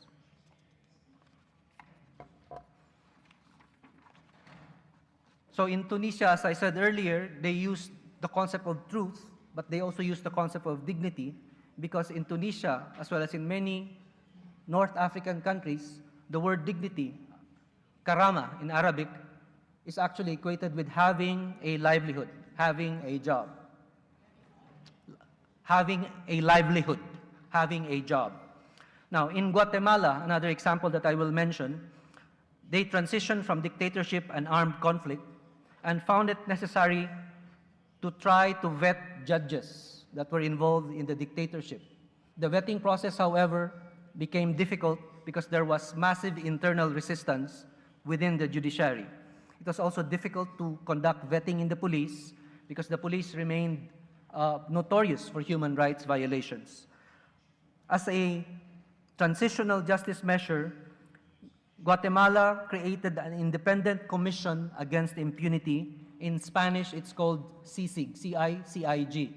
CICIG. The government of Guatemala, after the dictatorship, entered into an agreement with the United Nations to create this commission called CICIG. Now, CICIG does not directly prosecute cases of corruption and human rights violations. Instead, CICIG provides international investigators to assist national investigators, and in turn, they assist national prosecutors who prosecute their cases within specialized courts. These courts are called high-risk courts. They're called high-risk courts because they cover corruption, organized crime, and human rights violations, which might involve high officials or powerful criminal organizations that put a risk on witnesses, on prosecutors, and on judges. So CICIG works within these high-risk courts. In the 12 years that CICIG has operated in Guatemala, homicides were reduced by 32%. 60 criminal networks of organized crime were dismantled, and 680 individuals were charged, and many of them were convicted, including a former vice president, several cabinet officials, and former police officials. Now, these examples offer many valuable lessons, and they also point to the importance of timing and sequencing transitional justice measures, whether in Armenia or in any other country. But for Armenia, as well as any other country designing transitional justice, it will be important for the government to consult and to discuss, particularly with civil society, with poor and often voiceless communities, with victims' families, and ask them, what forms of justice do you need? What have been the broad social and economic consequences of corruption and the systematic as well as the day-to-day violations, not only of civil and political rights, but of economic, social, and cultural rights as well. Only by conducting consultations, only by ensuring the involvement of civil society and the public, can transitional justice become a direct and meaningful response to the grievances of a revolution, whether it's the revolution that happened last year or whether it's a revolution in other countries. So let me end there, and I will be happy to answer your questions. Շնորհակալություն պարոն Կարանցա. Mr. Carranza, please use the headphones. Thank you. Հարգելի գործընկերներ, սկսում ենք կրկին հարց-պատասխանի փուլը հարցերի համար, խնդրեմ մոտեցեք խոսափողներին։ Առաջի խոսափողի մոտ դեռ որպեսզի կարգը չխախտենք, հա, սկսենք կրկին առաջի խոսափողից, խնդրեմ ներկայացեք։ Համանդրական իրավունք, միություն, կուսակցություն, Գեղարդարությունը Մարկարյան։ Ուրեմն ձեր ելույթում նշեցիք կապված Հայաստանի Հանրապետությունում անցումային արդարադատության կիրառման հետ ձեր դիրքորոշումը նշելիս, որ հարցը այն չէ, թե կիրառել, թե ոչ, հարցը այն է, թե երբ եւ ինչպես։ Այսինքն ըստ էության դուք դիրքորոշում հայտնեցիք պարտադիր լինելու որակի։ Հիմա հարցս հետեւյալն է. դա ձեր անձնական կարծիքն է, թե այն կենտրոնի, որտեղ որ դուք փորձագետ եք։ I was invited to speak for ICTJ. Անկեղծ չեմ հասկանում անգլերեն, ու վատ եմ հասկանում։ Եթե դժվար չի, պարզապես խոսափողը մոտեցեք, որպեսզի կարողանաք նաև թարգմանություն։ Հարգելի գործընկերներ, հաշվի առնելով որ նման խնդիր կարող է առաջանալ, խնդրում եմ օգտագործեք ամենամոտ գտնվող որպեսզի կարողանաք թարգմանություն լսել։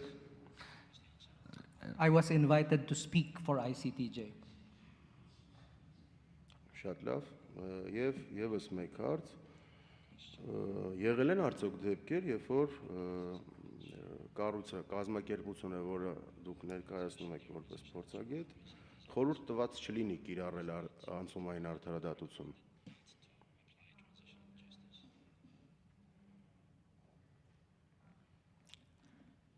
That's a very interesting question, and maybe the answer is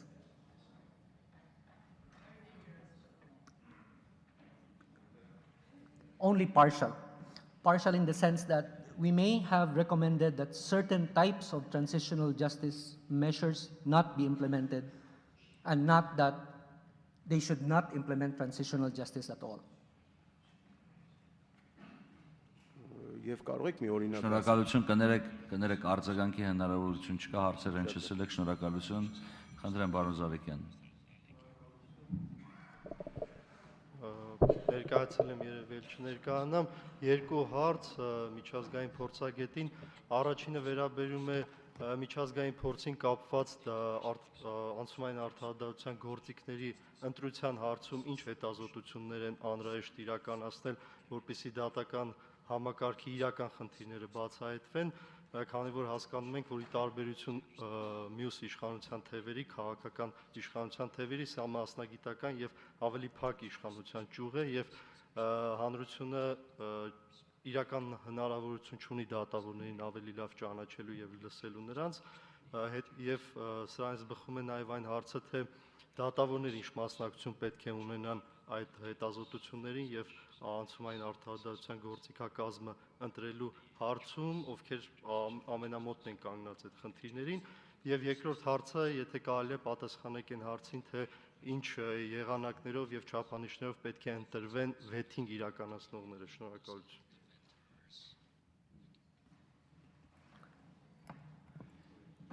I'll give a very broad answer to a very broad question in this case. In many countries in which we work, whenever the question of judicial reforms comes up, it's always been in relation to certain types of abuses. And in many cases, it's been human rights violations and not necessarily corruption cases. However, and let me give an example that relates to corruption. In Tunisia,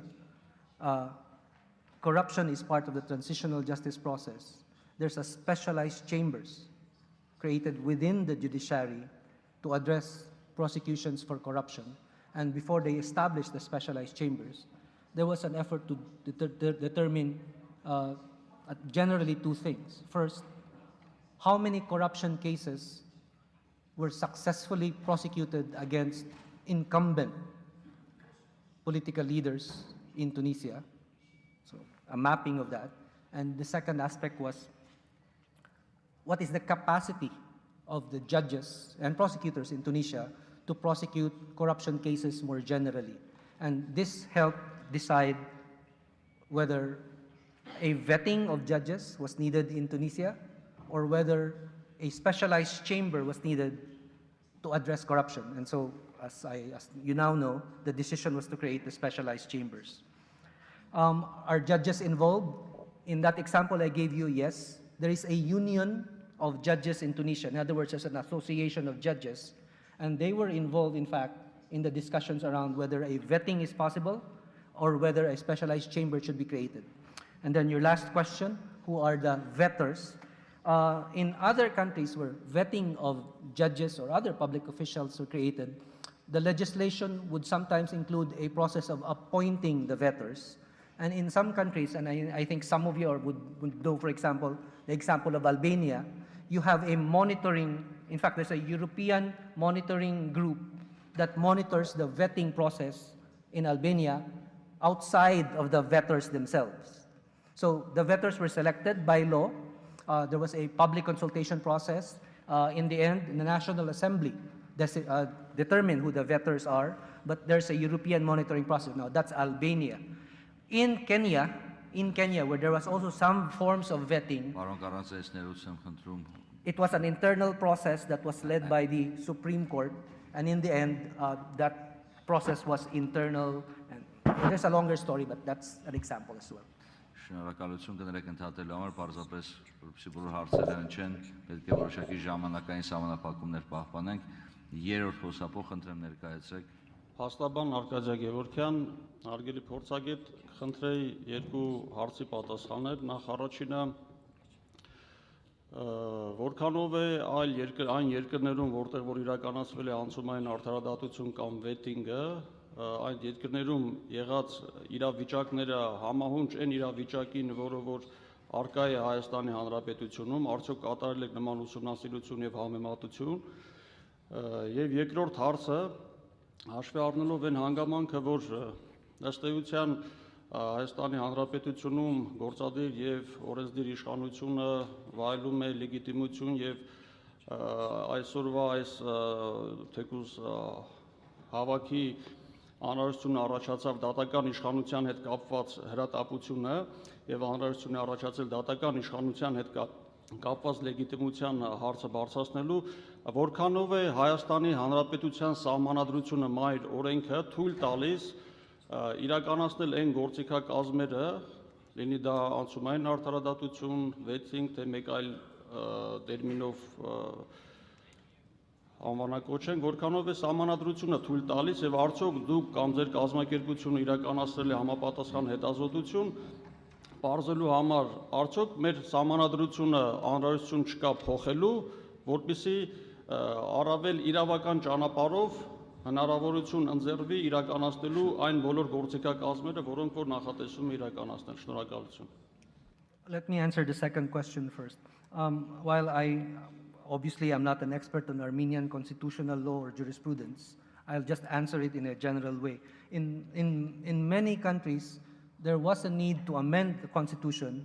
to ensure a constitutional standard for transitional justice in general, and not just for vetting, but including judicial vetting in particular because of the need to try to protect judicial independence. But that said, there have been countries as well in which the constitution wasn't amended because it was the judiciary within itself that tried to carry out vetting, in which case you're using judicial power that exists already to carry out vetting. Now, it will take a long time to explain the distinctions of that, so let me leave it at that first. Have we compared similar situations and similar transitions? Generally, yes. That's why the categories are post-conflict or post-authoritarian. I don't want to go into a debate of to what extent Armenia was authoritarian in the past, but I think there's some general agreement that there were authoritarian qualities in the previous government of Armenia. Now, we've worked in a range of countries. I work in Iraq, for example, where there was a general vetting law that applied to all members of the Ba'athist party of Saddam Hussein. And that was a very difficult law that in the end couldn't really be implemented without terrible consequences. On the other hand, in Argentina, they carried out judicial vetting within the judiciary, were able to remove a number of judges, and were able to prosecute certain human rights cases. So you have a range of examples that can range from countries like Iraq to countries like Argentina or the countries that I mentioned earlier. Շնորհակալություն, առաջի խոսափող, խնդրեմ ներկայացեք։ Aram Ayvazian, climate reality leader, personally trained by former US Vice President Al Gore. I lived in Latin America, and you mentioned a lot about Guatemala. I wonder whether Rios Monti, the ex-leader of Guatemala,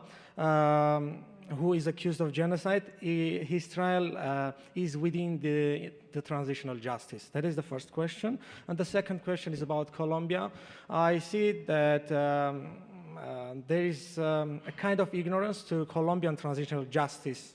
example. So I would like to know what you think of it and whether we can draw parallels between Colombia and Armenia. Thanks a lot. Sure, let me answer the second question, and apologies for oversimplifying the answer. I didn't discuss the Colombian example because it's really more of a post-conflict example arising from a peace agreement. Maybe perhaps there are lessons to be learned around the creation of a truth commission and a separate justice and peace court, but that's useful as it is. Now, Rios Montt and his trial, yes, it was a part of the transitional justice process, and for those of you who have looked at that, it was a difficult trial because there was resistance all the way. Even after he was convicted, it was reversed and he had to be tried again, but he couldn't be convicted because he died. So there you have problems. If you only rely on prosecutions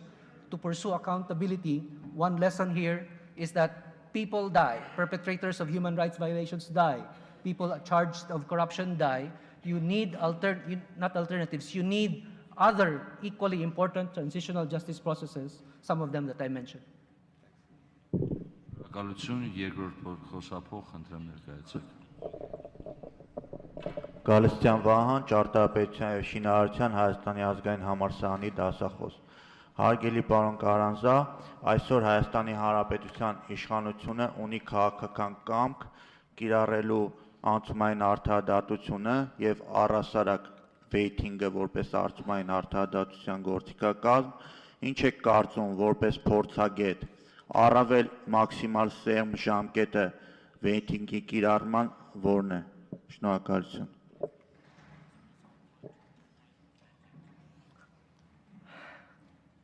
That's a very, very hard question to answer, in part because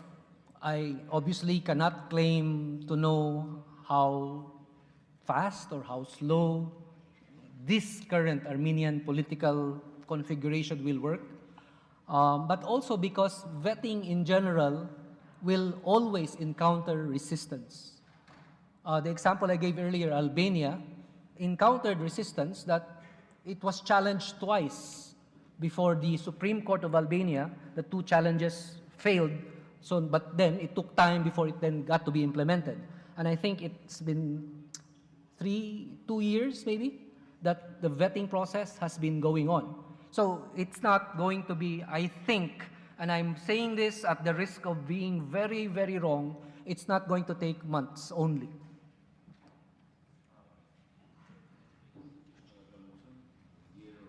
Շնորհակալություն, երրորդ խոսափող, խնդրեմ։ Նախ նշեմ, որ ինձանից առաջ մի հարց հնչեց, որին պարոն Կարանզային չպատասխանեց, կուզեմ հիշեցնել, որտեղ այդ հարցը ինձ էր հետաքրքրում։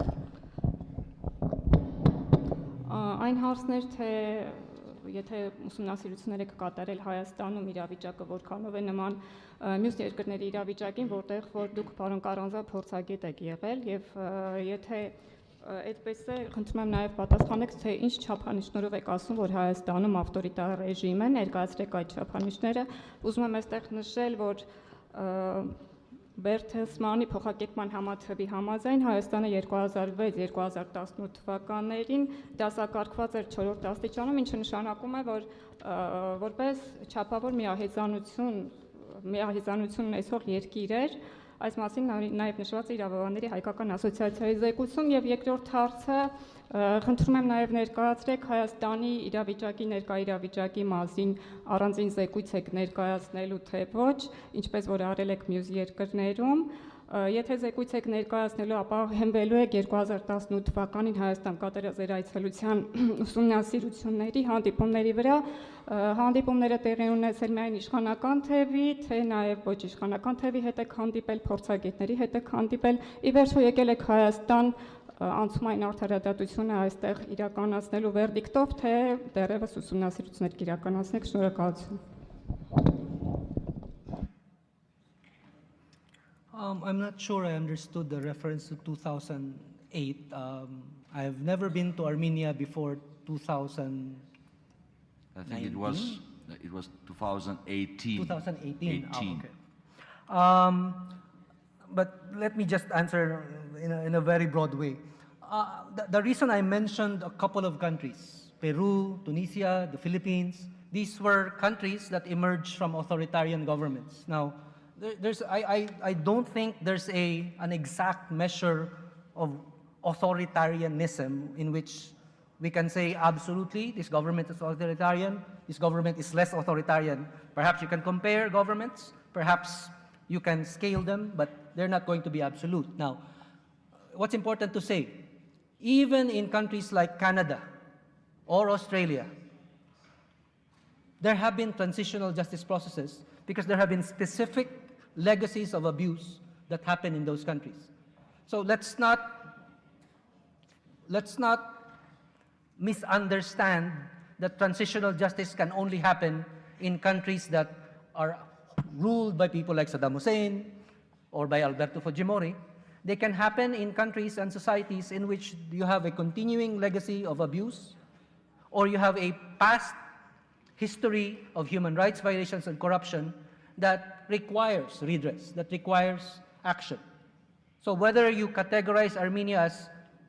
very authoritarian or less authoritarian, there is a legacy of human rights violations that took place in the last 10 years. There is a legacy of corruption within the society, and these are the types of violations that can be addressed in transitional justice. Australia. Հարցերի մասամբ եմ պատասխան, խնդրում եմ ամբողջական բոլոր հարցերին պատասխան խնդրում, ես նախ եւ առաջ պետք է պարոն Կարանցային շնորհակալություն հայտնեմ ելույթի համար եւ հայտարարեմ, որ այս հարցու պատասխանի նիստն ավարտված է, որովհետեւ մենք հստակ ժամկետներ ունենք, ժամը 12-ին 20 րոպե հատկացված հարցերի համար, այդ հարցերի նախատեսված ժամկետն ավարտվել է։ Եվ հարգելի գործընկերներ, հարգելի ընկերներ, տիկնայք եւ պարոնայք, մենք չպետք է մոռանանք մի կարևոր առանձնահատկություն, որ սա լսումներ են եւ ոչ թե հարցաքննություն։ Մարդը պատասխանում է այն հարցերին, որոնց վերաբերյալ պատկերացում ունի եւ որով ինքը մասնագետ է համարում, եւ ակնկալել բոլոր հարցերի պատասխանն այստեղ իմ կարծիքով սխալ կլիներ եւ մոտեցումը պարզապես պետք է ավելի շատ ուղղված լինի նրան, թե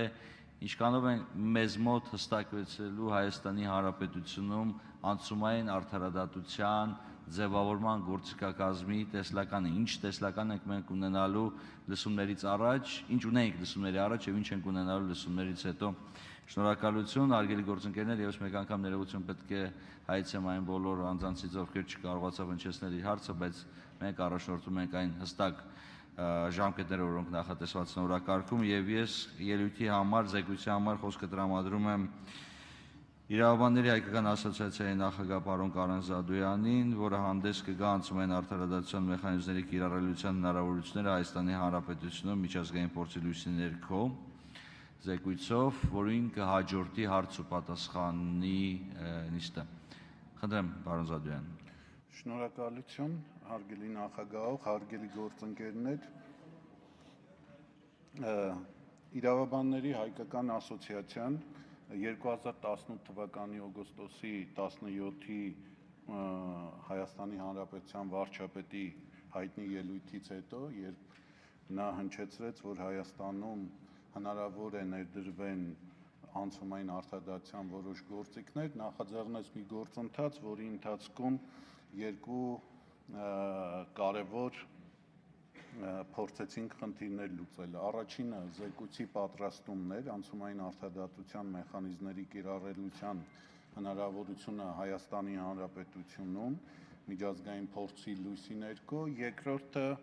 ազգային փորձագետների մասնակցությամբ անցումային արտադատության մեխանիզմների կիրառմանը ուղղված փորձագիտական համաժողովի կազմակերպումն էր։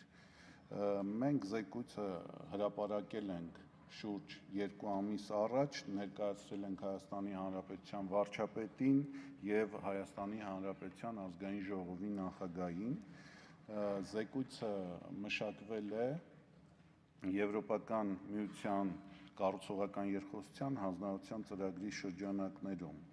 Զեկույցի հիմնական նպատակն էր ներկայացնել անցումային արդարադատությունը, դրա կիրառելիության հնարավորությունը Հայաստանի Հանրապետությունում, առկա միջազգային փորձը, կիրառված գործիքները, մեխանիզմները եւ ինստիտուտները, ինչպես նաեւ համեմատական վերլուծական եղանակով վերհանելու Հայաստանում անցումային արդարադատության իրականացման դեպքում նվազագույն ռիսկերով կիրառելի արդյունավետ մոդելը։ Եվ միջազգային փորձի ուսումնասիրությունը ցույց տվեց, որ անցումային արդարադատությունը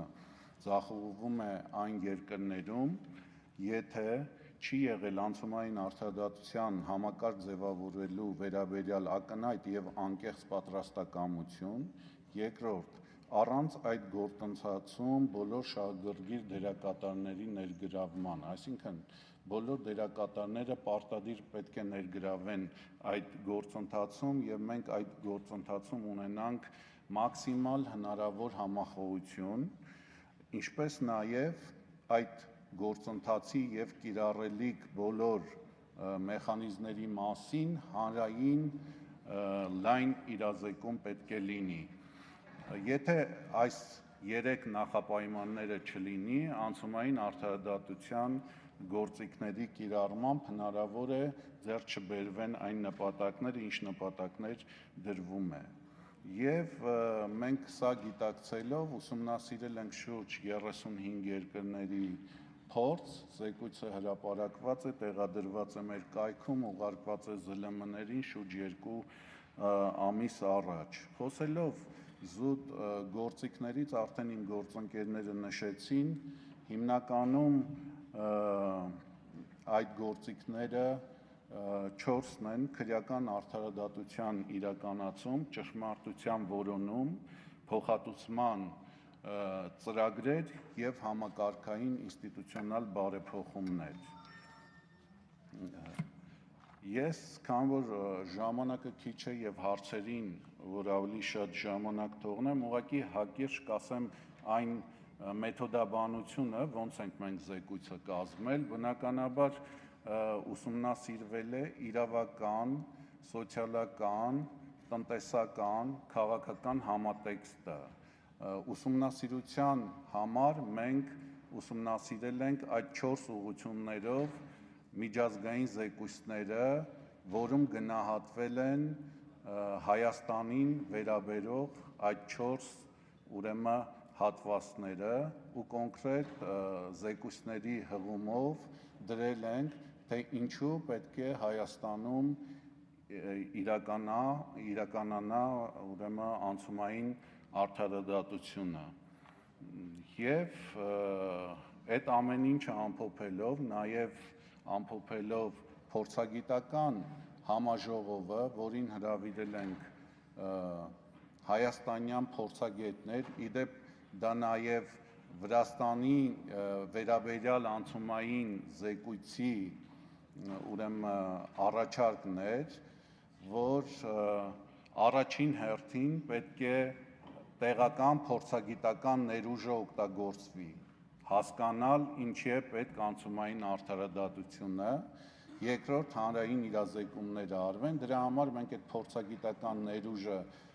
հրավիրել ենք, բոլոր դերակատարներին հրավերներ ուղարկել ենք, մի մասը մասնակցել է, մի մասը չի մասնակցել, բայց որևէ մեկը նույն քաղաքական ուժերից չի կարող ասել, որ մենք չենք հրավիրել, որպեսզի իրենց կարծիքն էլ այնտեղ լսենք։ Այժմ ես կփորձեմ ներկայացնել մեր առաջարկները եւ փորձագիտական համաժողովի առաջարկները, որից հետո հարցերի պատասխանների միջոցով կփորձենք նաեւ բացահայտել մեր զեկույցով արծարծված հարցերին։ Ուրեմն Հայաստանի Հանրապետությունում անցումային արդարադատության հնարավոր կիրառման ուղղված առաջարկություններ։ Հայաստանի Հանրապետությունում անցումային արդարադատության իրականացման դեպքում այն պետք է բխի Հայաստանի ներպետական միջավայրից, անցումային արդարադատությունը սահմանադրությամբ սահմանված նպատակներին հասնելու միջոց է, որին հնարավոր չէ հասնել այլ կոնվենցիոնալ համակարգերի միջոցով եւ դրա կիրառման շրջանակները պետք է հստակ ուրվագծեն սահմանադրությամբ ընձեռնված հնարավորությունների եւ երկրի կոնվենցիոն պարտավորությունների շրջանակներում։ Անցումային արդարադատության մեխանիզմների կիրառելիության ժամանակ անհրաժեշտ է մի այդ խորհրդատվություններից ակտիվորեն օգտվելու պրակտիկա ձևավորել։ Կիրառման ժամանակահատվածի մասին մենք գտնում ենք, որ անցումային արդարադատության կիրառման ժամանակահատված անհրաժեշտ է սահմանել 1991 թվականից 2018 թվականը ընկած ժամանակահատվածը, կիրառման գործերի շրջանակը, անցումային արդարադատության կիրառման ենթակա գործերի շրջանակներում անհրաժեշտ է ներառել առաջին հասարակությունից եւ պետությունից թալանված գումարների վերաբերյալ կոռուպցիոն հանցագործությունների վերաբերյալ գործերը, այդ թվում գերակա հանրային շահի պատճառաբանությունով հասարակության եւ պետության կարիքների համար անձանց սեփականության օտարման վերաբերյալ գործերը։ Երկրորդ, համապետական ընտրություններում եւ հանրաքվեներում տեղ գտած զանգվածային ընտրախախտումների վերաբերյալ գործերը, դրանցից ացանցիալ գործերը, օրինակ 2008 թվականի մարտի 1-ի վերաբերյալ գործը, եւ երրորդ, կյանքի իրավունքի, խոշտանգումներից զերծ լինելու իրավունքի նկատմամբ ոտնձգությունների վերաբերյալ գործերը։ Կիրառման մեխանիզմները, քրեական արդարադատություն, ինչպես մենք գիտենք, քրեական արդարադատության գործիքակազմը թույլ է տալիս ստեղծել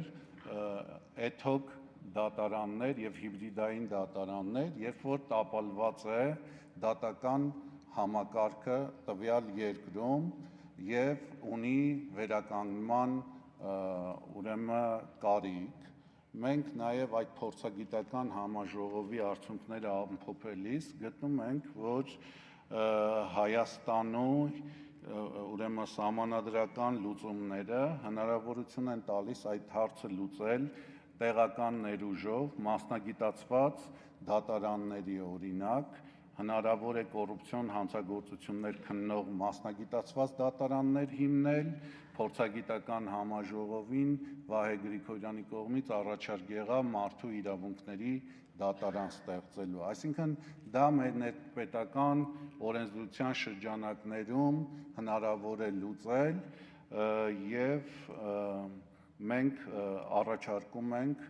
օգտագործել ուրեմն այդ հնարավորությունները։ Մյուս կարևոր խնդիրը,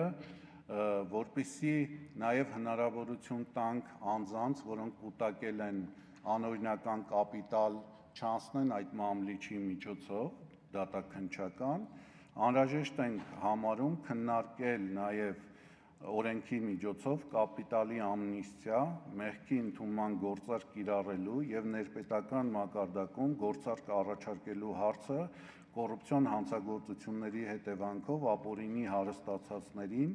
առաջնորդվելով եւ իրավական եւ քաղաքական գործընթացներով։ Մյուսը անհրաժեշտ է սահմանել ավարտված կասեցված քրեական գործերի վերանայման եւ նոր քրեական գործերի հարուցման իրավական հիմքերը եւ ամենակարևորը անհրաժեշտ է եւ դա անցումային արդարադատության քրեական արդարադատության ամենակարևոր գործիքներից մեկն է ամնիստիան անհրաժեշտ է անցումային արդարադատության մեխանիզմները ներդնելուց հետո քննարկման առարկա դարձնել այդ անցումային արդարադատության շրջանակներում դատապարտվելիք ուրեմն անձանց նկատմամբ համաներում տարածելու վերաբերյալ հարցը, որովհետև անցումային արդարադատության քրեական ուրեմն արդարադատության բաղադրիչը ոչ թե նպատակ է հետապնդում, ոչ միայն նպատակ է հետապնդում ուրեմն պատժել հիմնական այս դեպքում օրինակ ասեմ կոռուպցիոն համակարգի ճարտարապետներին, այսինքն պետք է պատժել ընդամենը մի քանի հոգու, իսկ մնացածը դրանք զոհեր են հանդիսանում եւ այդ զոհերին հնարավորություն պետք է տալ նաեւ ամնիստիայի միջոցով, ուրեմն եթե նրանք կվերադարձնեն այդ գողացված կապիտալը նաև հնարավորություն տալ այդ մարդասիրական միջանցքով ուրեմն դուրս գալ։ Մյուս կարևոր ուղղությունը դա ճշմարտության որոնումն է։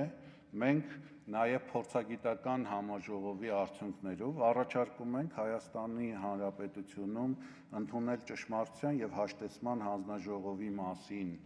օրենք եւ այն գործերի շրջանակը, որ առաջարկեցինք, այդ գործերով իրականացվի փաստահավաք, որովհետև ճշմարտության հանձնաժողովները դրանք կվազի դատական ֆունկցիա ունենալ չեն կարող, դրանք միջազգային փորձը ցույց է տալիս, որ փաստահավաք մարմիններ են, եւ այդ փաստահավաք մարմինները կարող է ձևավորվի եւ այն ժամանակահատվածին, որը նշեցի, այդ ընթացքում հնարավոր լինի նաեւ բացահայտել ճշմարտությունը, որովհետեւ յուրաքանչյուր ժողովուրդ երկրի քաղաքացիներ իրավունք ունեն նաեւ իմանալ իրական ճշմարտությունը այդ ժամանակահատվածի վերաբերյալ, բայց այստեղ միայն ճշմարտության իմանալու խնդիրը չէ, այստեղ հաշտեցման խնդիրն է եւ հանրությունը նաև պետք է այս գործիքակազմի շնորհիվ ուրեմն գա հաշտեցման։ Մյուս հանձնաժողովի ստեղծելու համար իհարկե մենք առաջարկում ենք չափորոշիչներ, դրանք ինտեգրիթի ուրեմն բարեվարկության տարերի հիմքերով ձևավորված չափորոշիչներ են, պետք է լինեն անխոցելի մարդիկ, մասնագիտորեն կոմպետենտ,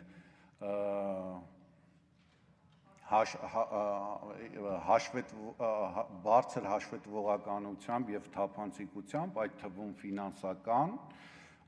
երրորդ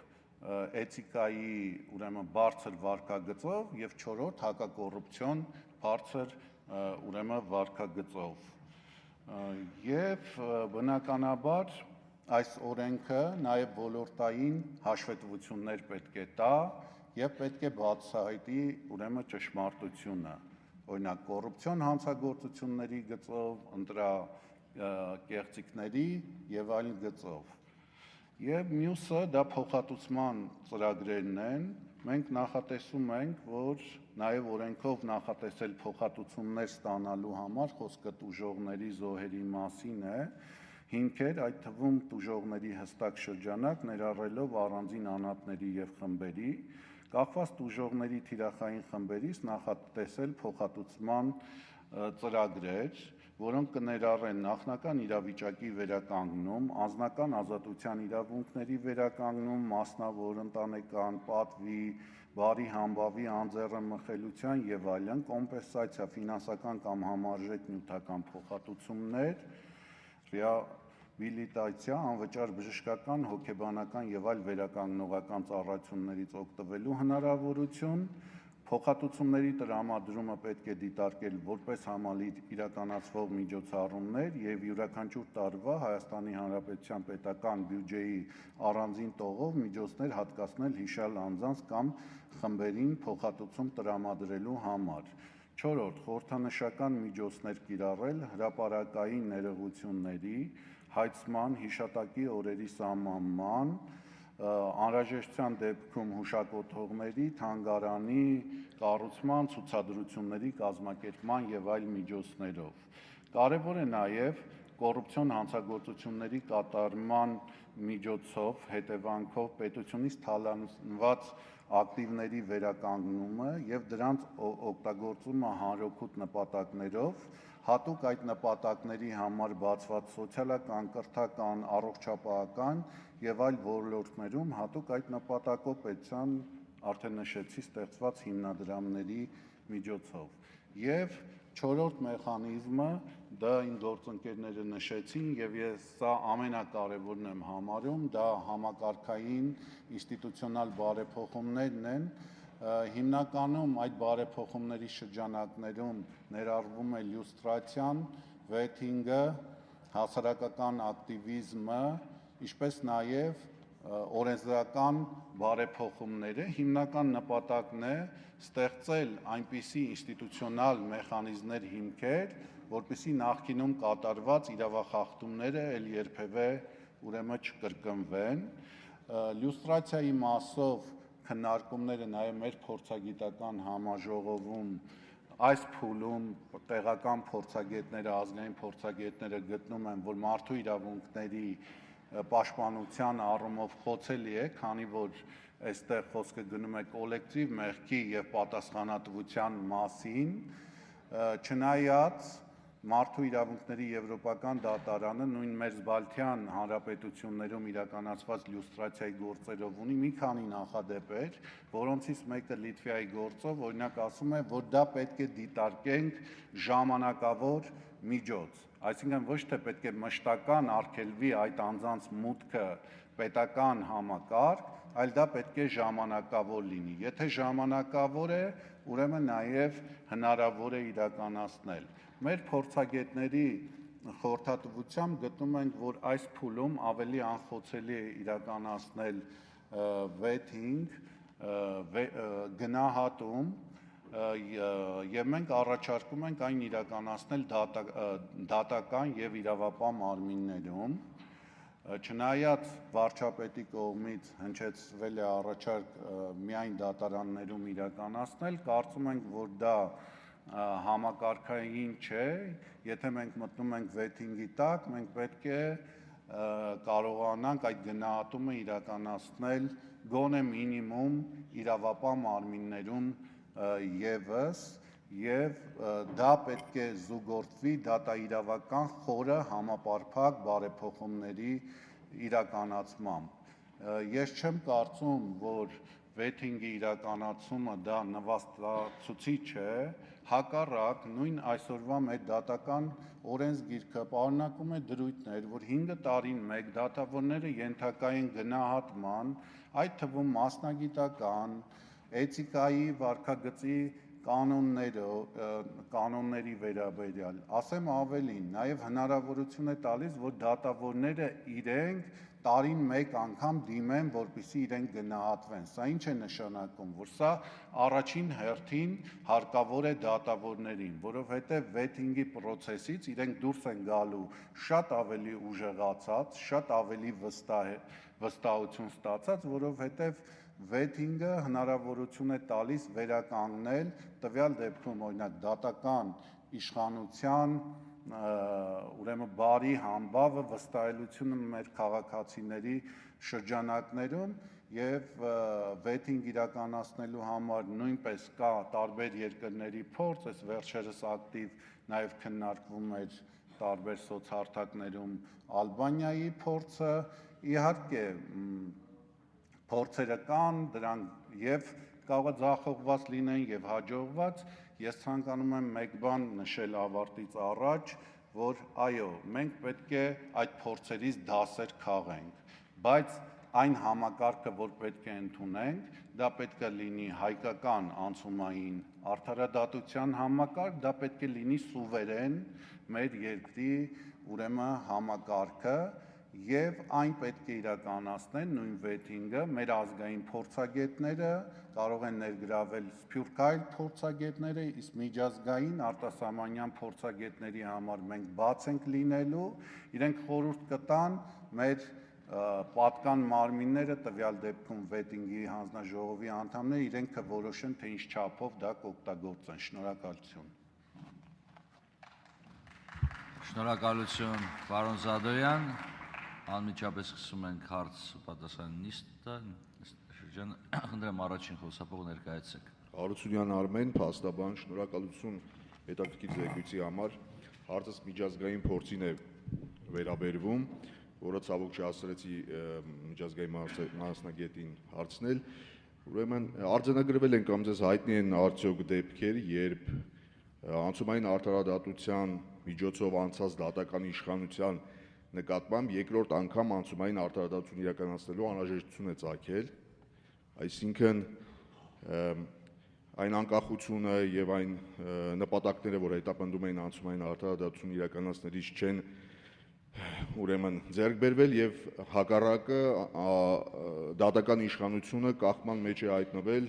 կոնկրետ այդ անցումային արդարադատություն իրականացնող իշխանությունից եւ երկրորդ ինչ երաշխիքներ ունենք, որ նման իրավիճակ Հայաստանի Հանրապետությունում չի լինի։ Շնորհակալություն։ Տեսեք, ես անձամբ ծանոթ չեմ նման փորձի, որ երկրորդ անգամ է իրականացվել, բայց կարող եմ անցումային արդարադատության մյուս գործիքակազմից ասեմ նման փորձ ճշմարտության որոնումից, Չիլիի հայտնի է օրինակը, երբ Պինոչետի վարչակազմից հետո ստեղծվեց ճշմարտության հանձնաժողովը, առաջի փուլում խնդիր էր դրված, որպեսզի բացահայտվեին սպանությունները ու անհետ կորածները եւ այդ հանձնաժողովում ներառվեցին 4 հոգի նախկին Պինոչետի վարչակարգից, 4 հոգի այդ ներկա վարչակարգից, իրենք 1 տարվա ընթացքում շատ փայլուն աշխատանք կատարեցին եւ այնքան արդյունավետ էր աշխատանքը, որ դրանից հետո 2 տարի հետո ստեղծվեց նոր հանձնաժողով արդեն բացահայտելու խոշտանգումների դեպքերը ոչ թե արդեն բացահայտում էր սպանությունները եւ անհետ կորածները, այդ խնդիրը լուծեց առաջին փուլը, ավելի լայնացրեց շրջանակները եւ երկրորդ փուլում բացահայտեցին ուրեմն խոշտանգման դեպքերը եւ կարծում եմ դա շատ լավ օրինակ է նաեւ համախոհության տարբերակով, որովհետեւ ճշմարտությունը բացահայտելու համար նաև պետք է ներգրաված լինեն նախկին վարչակարգի ուրեմն անդամներ, սա զուտ Պերուի Չիլիի փորձից։ Երկրորդ խոսափող խնդրեմ պարոն։ Սամ Սարգսյան, Դեմոկրատական կուսակցություն։ Ինչպես գիտեք, բարի նպատակներով է հարթված ճանապարհը, գիտեք, ուր է տանում։ Հիմա մենք գալիս ենք մի շատ կարևոր հանգրվանի, երբ որ իրոք անհրաժեշտ է ամբողջ այն տարիների ձևավորված համակարգը կազմաքանդել։ Սակայն եթե փորձը դուք ուսումնասիրել եք, ապա ինձ շատ հետաքրքիր է, թե մեր հասարակական հարաբերությունների մակարդակը ուսումնասիրվել է, թե ոչ։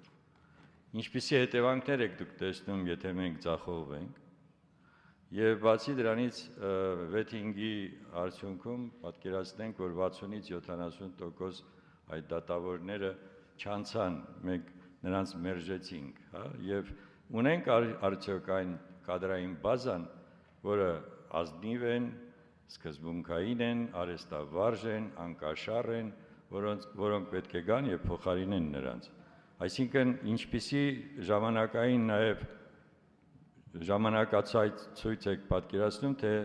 ինչքան ժամանակ է տևելու այս ամբողջ process-ը եւ ինչ հետևանքներ է ունենալու նաեւ տնտեսության զարգացման վրա։ Տեսեք, ես ասացի արդեն, որ մենք զեկույցում մատնանշել ենք քաղաքական, իրավական, տնտեսական, սոցիալական համատեքստի վերաբերյալ միջազգային բոլոր զեկույցների անդրադարձը, դրա համար դրան չեմ ուզում անդրադառնալ, ընդհանրապես ես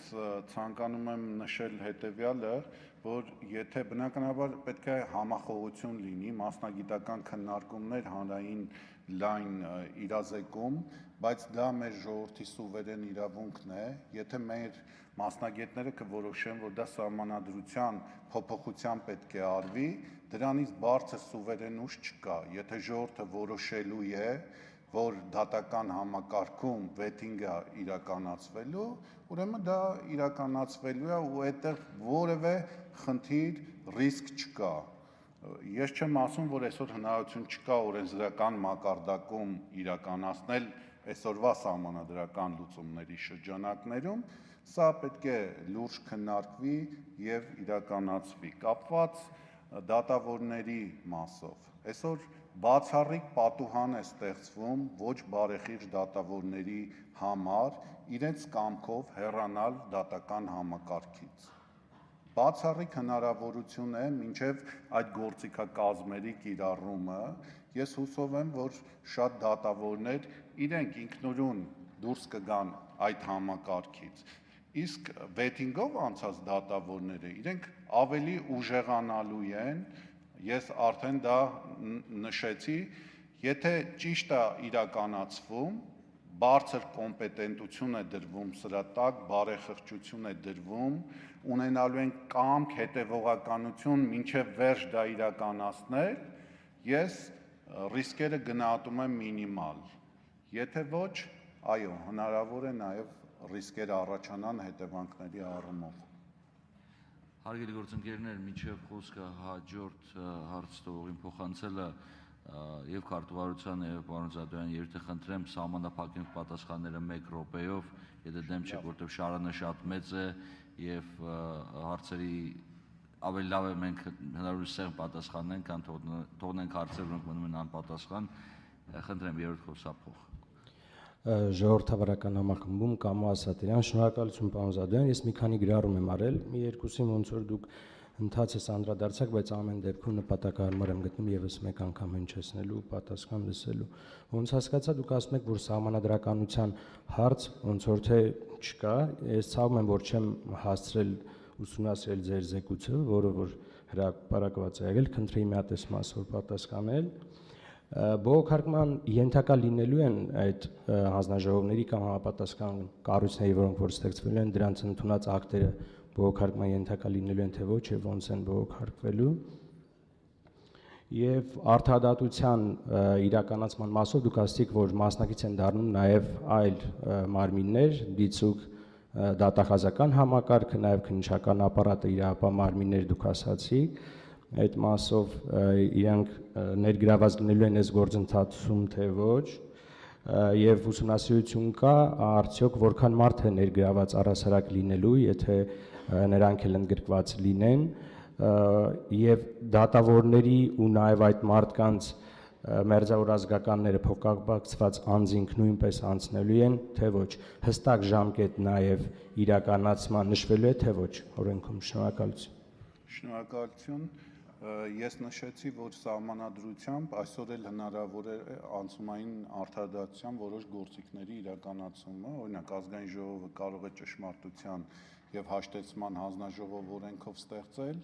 եւ իրականացնել։ Վեթինգի առումով դատական իշխանության համապարփակ բարեփոխումների առումով դա պետք է լուրջ ուսումնասիրվի ու նաև տեսնել, թե որն է ավելի ուրեմն քիչ ռիսկային ելքը։ Իհարկե, սահմանադրական բարեփոխումները դա բացարձակ որևէ ռիսկ չպարունակող ուրեմն խնդիրը լուծում է։ Կապված բողոքարկման հետ իհարկե միջազգային փորձն է ցույց է տալիս, նույն Ալբանիայի փորձը, որ դատավորները պետք է ունենան բողոքարկման իրավունք եւ դա վենետիկյան հանձնաժողովի կարծիքում նույնպես արտահայտվում է նրանց սահմանադրական դատարանին ուղղված, արդյոք պետք է ներգրաված լինեն ազգականները թե ոչ, եթե կապված է գույքի եւ թափանցիկության հետ վերաբերյալ հարցերում, կարծում եմ այո, պետք է նրանք ներկայացնեն այդ հիմնավորումները։ Գոնե այն մասով, ինչ որ մինչև հիմա հրապարակված է, չէ, բոլորը հրապարակման ենթակա են։ Շնորհակալություն, առաջի խոսափող խնդրեմ։ Դավթյան Արմեն, Մոսկվայի պետական համալսարանի Երևանյան մասնաճյուղի ուսանող։ Պարոն Զադոյան, մեկ այսպեսի ձեզ հարց տամ, ուրեմն նշվում էր անցումային արտարադատության որոշ գործիքների մեջ այդպես ad hoc դատարանների կոնցեպտ ստեղծել, այսինքն նման ad hoc դատարաններին։ Իսկ չեք կարծում, որ բացի այդ ad hoc դատարաններ ստեղծելու հետ մեկտեղ մենք պետք է նաև հին համակարգը բարեփոխենք, քանի որ կոնկրետ կլինի մարդկանց իրավունքների ոտնահարում այն մարդկանց, որոնք անցնում են տուժող այլ հոդվածներով հարուցված քրեական գործերով։ Տեսեք, խոսքը միջազգային մասնակցությամբ կամ ՄԱԿ-ի անվտանգության կողմից ստեղծված ad hoc դատարանների մասին էր, մենք սա ասում ենք, որ Հայաստանի Հանրապետությունում պետք է բացառվի, որովհետև ներպետական օրենսդրության, սահմանադրության, նաև լուծումներով դա հնարավոր է արել։ Ձեր մյուս հարցը դատաիրավական խորը բարեփոխումների մասին ես ամբողջապես կիսում եմ, որովհետև այն սահմանադրությունը, որը ընդունվել է գերմանական փորձի վրա, գերմանական սահմանադրությունը ստեղծվել է ամերիկյան գեներալի կողմից ձևավորված, ուրեմն խմբի կողմից երկրորդ համաշխարհային պատերազմից հետո այն ուրեմն չի կարող հիմք հանդիսանալ մեր նման ունիտար պատերազմական հարաբերությունների մեջ եղող երկրի համար։ Սա մի այլ հարց է, բայց դատաիրավական առումով կարծում եմ, այո, լուրջ պետք է տեսնենք կառուցվածքը, արդյոք պետք է սահմանադրական դատարան, թե մեզ պետք է եռաստիճան գերագույն դատարան, արդյոք պետք է ԲԴԽ, թե այդ դերը պետք է անի դատավորների ժողովը, այստեղ կոնցեպտուալ լուրջ խնդիրներ կան ու պետք է քննարկվեն մասնագետների մասնակցությամբ։ Շնորհակալություն, երկրորդ խոսափող խնդրեմ։ Պարոն Զադոյան, շնորհակալ եմ ներկայացված զեկույցի համար։ Կցանկանայի իմանալ ձեր տեսակետը այն մասին, որ վեթինգն իրականացնող հանձնաժողովի անդամները ինչպիսի որակավորում պետք է ունենան եւ ինչպիսի որակներ, որպեսզի նրանց անկախությունը կասկածներ չհարուցի, ինչպես նաեւ խոսում ենք վեթինգն իրականացնելու մասին, ինչպիսի այլ հանգամանքներ պետք է ստուգվեն։ Շնորհակալ եմ։ Ես կարծում եմ, որ վեթինգ իրականացվող մարմնի անդամները նույն չափանիշներով պետք է ընտրվեն, ինչ չափանիշներ պետք է կիրառվեն վեթինգի ժամանակ, այսինքն բարևարկության չափանիշները, մասնագիտական էթիկա, նշեցի ես, հաշվետվողականություն, խոսքը բարձր հաշվետվողականության մասին է, այդ թվում ֆինանսական, երրորդ էթիկայի վարքագծի կանոններ, չորրորդ հակակոռուպցիոն վարքագիծ, կապեր, այդ ամեն ինչը պետք է ստուգվի, մենք ունենք հայտարարագրման ինստիտուտ, մեր դատավորները կարծեմ 234, եթե չեմ սխալվում, իրենք իրենց հայտարարագրերը ներկայացնում են պաշտոնը ստանձնելուց պահից, այդ պահից պետք է ստուգվի, այսինքն պետք է հնարավորություն ընձեռնվի, որպեսզի դատավորները իրենք ապացուցեն դրա օրինականությունը եւ ես այսօր էլ կոչ կանեմ դատավորներին, որպեսզի իրենք հենց առաջին հերթին հանրությանը ապացուցեն, թե որտեղից այդ գումարները եւ ֆինանսական կարողությունները։ Իսկ դա ստուգելու նաեւ հնարավորություններ հանձնաժողովը պետք է ունենա այլ գործիքակազմեր ստանալու, օրինակ Ալբանիայի դեպքում նաեւ իրենց ազգային անվտանգության մարմինների միջոցով, որը նույնպես խնդիր էր առաջացրել եւ Վենետիկյան հանձնաժողովը դրա մասով է տվել կարծիք, որ այո գործադիր մարմինը տեղեկություններ է ստանում ֆինանսների մասին, բայց մեկը հանձնաժողովը անկախ է ու վերջնական որոշումը հանձնաժողովն է կայացնելու, գործադիր մարմինը ավելի օգնող ֆունկցիա է ունենալու այդ առումով, ապացույցներ ներկայացնելու։ Շնորհակալություն, երրորդ խոսափող, խնդրեմ։ Հայկ Վարդանյան, անցումային արտարադատությունը Հայաստանում առաջի անգամ հնչեց Թավշյա հեղափոխության ընթացքում, որին արդեն անցել է 1 տարի, եւ ինքը բխում է հիմնական մարդու իրավունքների արդարության հետ կապված եւ բխում է նաեւ անցումային կառավարությանից բխող։ Այժմ հիմնական իշխանությունները ունեն ազգային ժողովի մեծամասնություն եւ կառավարություն եւ կան այլ միջազգային նորմեր եւ օրենսդրություններ, որը տարբերվում են անցումային արդարությունից, բայց լուծում են նույն հարցերը եւ ավելի անկալի են եւ ավելի կարող են լուծել այն բոլոր հարցերը, որ այսօր Հայաստանում փորձում ենք լուծել։ Դուք նայել եք այլ տեսակի իրավաբանական միջազգային փորձերի եւ ակտերի, որ ավելի հեշտությամբ կարելի է ազգային ժողովը դա օրենսդրությամբ կիրառի եւ որևէ համանական փոփոխություններ պարտադիր չեն արդարությունը վերականգնելու համար։ Ճիշտ ասած, ես իմ զեկույցի ընթացքում էլ հնչեցրեցի պատասխանների մի մասում էլ ասացի, որ այո կան նաև սահմանադրության շրջանակներում հնարավոր մեխանիզմներ կիրառելու հնարավորություն կա, ուղղակի սահմանադրական փոփոխությունները, եթե մենք պետք է գնանք խորը համապարփակ փոփոխություններով, տեսեք վեթինգը, դա դատաիրավական բարեփոխումների, հակակոռուպցիոն բարեփոխումների հետ պետք է սիներգիաների մեջ լինի, նույն անցումային արդարադատությունը, եթե մենք նայում ենք այսպես համակարգային, ապա սահմանադրական բարեփոխումներ իրականացնելը այդ դեպքում շատ ավելի արդյունավետ եւ ոչ խոցելի կլինեն։ Շնորհակալություն, առաջին խոսափող։ Այո, խոսեք։ Լսվում է։ Շնորհակալություն, կրկին անգամ ներկայանամ Արամ Մամիկոնյան, իրավագետ։ Ես հերթագրվել էի արդեն, պարոն Զադան, սահմանադրական փոփոխություններին էր վերաբերում հարցս, բայց ըստ էության մեծամասամբ պատասխանեցիք։ Այնուամենայնիվ փորձեմ ավելի տեղայնացնել մասնագիտացված դատարանների մասով հարցադրումս այդ կոնտեքստում։ Մասնավորապես սահմանադրության 162-րդ հոդվածի համաձայն արդարադատությունը Հայաստանի Հանրապետությունում այնուամենայնիվ իրականացվում է դատարանների միջոցով, իսկ 163-րդ հոդվածը ընձեռում է հնարավորություն օրենքով սահմանված կարգով մասնագիտացված դատարաններ ստեղծելու։ Կխնդրեի սահմանադրական փոփոխությունների հետ կապված արդեն ձեր դիրքորոշումը լսելուց հետո ավելի մանրամասն ներկայացնել ձեր մասնագիտական կարծիքը, արդյոք հնարավոր է որոշակի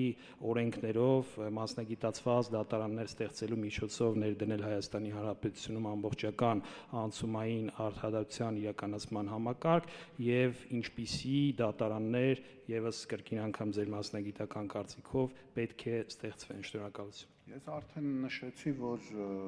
սահմանադրությունը թույլ է տալիս, այո, 163 հոդվածը օրենքով սահմանված կարգով ստեղծել մասնագիտացված դատարաններ, մենք դրա փորձը ունենք, սնանկության հարցերով դատարանները այժմ ստեղծված եւ գործում են Հայաստանի Հանրապետությունում, մենք առաջարկում ենք կոռուպցիոն գործեր քննող դատարաններ նույնպես ստեղծել, որովհետև անցումային արդարադատության հիմնական առարկան նաև կոռուպցիոն հանցագործություններն է։ Բնականաբար դա մենք համարում ենք մեծ հայկական համակարգի ստեղծում, ոչ միայն դատարան, այլ նաև մասնագիտացված դատախազության համակարգ, անկախ հակակոռուպցիոն մասնագիտացված մարմին, որի քննարկումները ներկայումս գնում են ռազմավարության ընդունման շրջանակներում, մեր կարծիքը ունիվերսալ մեկ մարմնի ստեղծումն է, որը կունենա 3 հիմնական գործառույթներ՝ հակակոռուպցիոն կրթություն, կոռուպցիայի կանխարգելում եւ պատժի անխուսափելիությունը ապահովող գործառույթներ եւ կարծում ենք, որ եթե դա շուտ ստեղծվեր, մենք միգուցե դա այդ ժամանակահատվածը բաց թողինք կամ ուշացնում ենք արդեն, հնարավոր կլիներ նաեւ վեթինգի որոշակի գործառույթներ նաև վերապահել այդ մարմնին, որը կարող էր ստուգել էթիկայի հետ կապված, հակակոռուպցիոն ուրեմն վարքագծի հաշվետվողականության հետ կապված այդ ամբողջ բլոկը, իսկ մասնագիտական ստուգումները կարծում ենք դա պետք է կատարեն իրենք ինքնուրույն դատավորների միության ինստիտուցիոնալ զարգացման շրջանակներում։ Շնորհակալություն, պարոն Զադան, վերջի հարցը երկրորդ խոսափող, հարգելի գործընկերներ, այս հարցից հետո մենք կհայտարարենք ընդմիջում եւ լսումները կշարունակվեն 14:00, խնդրեմ։ Շնորհակալություն։ Ռուզաննա Ազրոյան, Հայաստանի Հանրապետության վարչական դատարանի դատավոր։ Շնորհակալություն ելույթի համար, պարոն Զադոյան, հարցս մի փոքր կարող է կրկնվել, բայց վեթինգի տարերից մեկն էր գույքի հայտարարագրումը, ինչպես նշեցիք, դատավորները այո ներկայացնում են հայտարարագրեր։ Ցանկալի է հասկանալ տարբերությունը, ինչ է փոխվելու վեթինգի շրջանակներում, այնինչ մենք հիմա չենք անում։ Եթե մենք չունենք հիմա համապատասխան մարմին կամ լծակներ, որոնք որ մեր հայտարարագրերը պետք է բազմակողմանի ուսումնասիրեն ստուգեն, դա այլ հարց է, այսինքն դատավորներին կամ այլ պաշտոնատար անձանց դա պետք է չառնչվի, դրա համար կուզենամ տարբերությունը հասկանամ, ինչ կփոխվի վեթինգի արդյունքում։ Եվ երկրորդ ավելի կարևոր մասը, մենք հիմնականում խոսում ենք անցումային արդարադատություն ներդնելու, վեթինգ իրականացնելու մասին, իսկ հնարավոր հետևանքների եւ ակնկալվող արդյունքների մասին շատ քիչ ենք խոսում։ Ինձ հետևյալ հարցն է հետաքրքրում, վեթինգի արդյունքում, եթե իրականացվելու է գնահատում դատավորների, դիցու գնահատման արդյունքում պարզվեց, որ որոշ դատավորներ չեն համապատասխանում իրենց զբաղեցրած պաշտոնին։ Ինչպես ենք համալրելու այդ թափուր տեղերը, հաշվի առնելով ներկա իրավիճակը, ինձանից լավ գիտեք, որ արդեն երկրորդ անգամ արտահերթ քննություններ են անցկացվում դատավորների թափուր տեղերը զբաղեցնելու համար, սակայն անգամ նվազագույն շեմը առաջին փուլում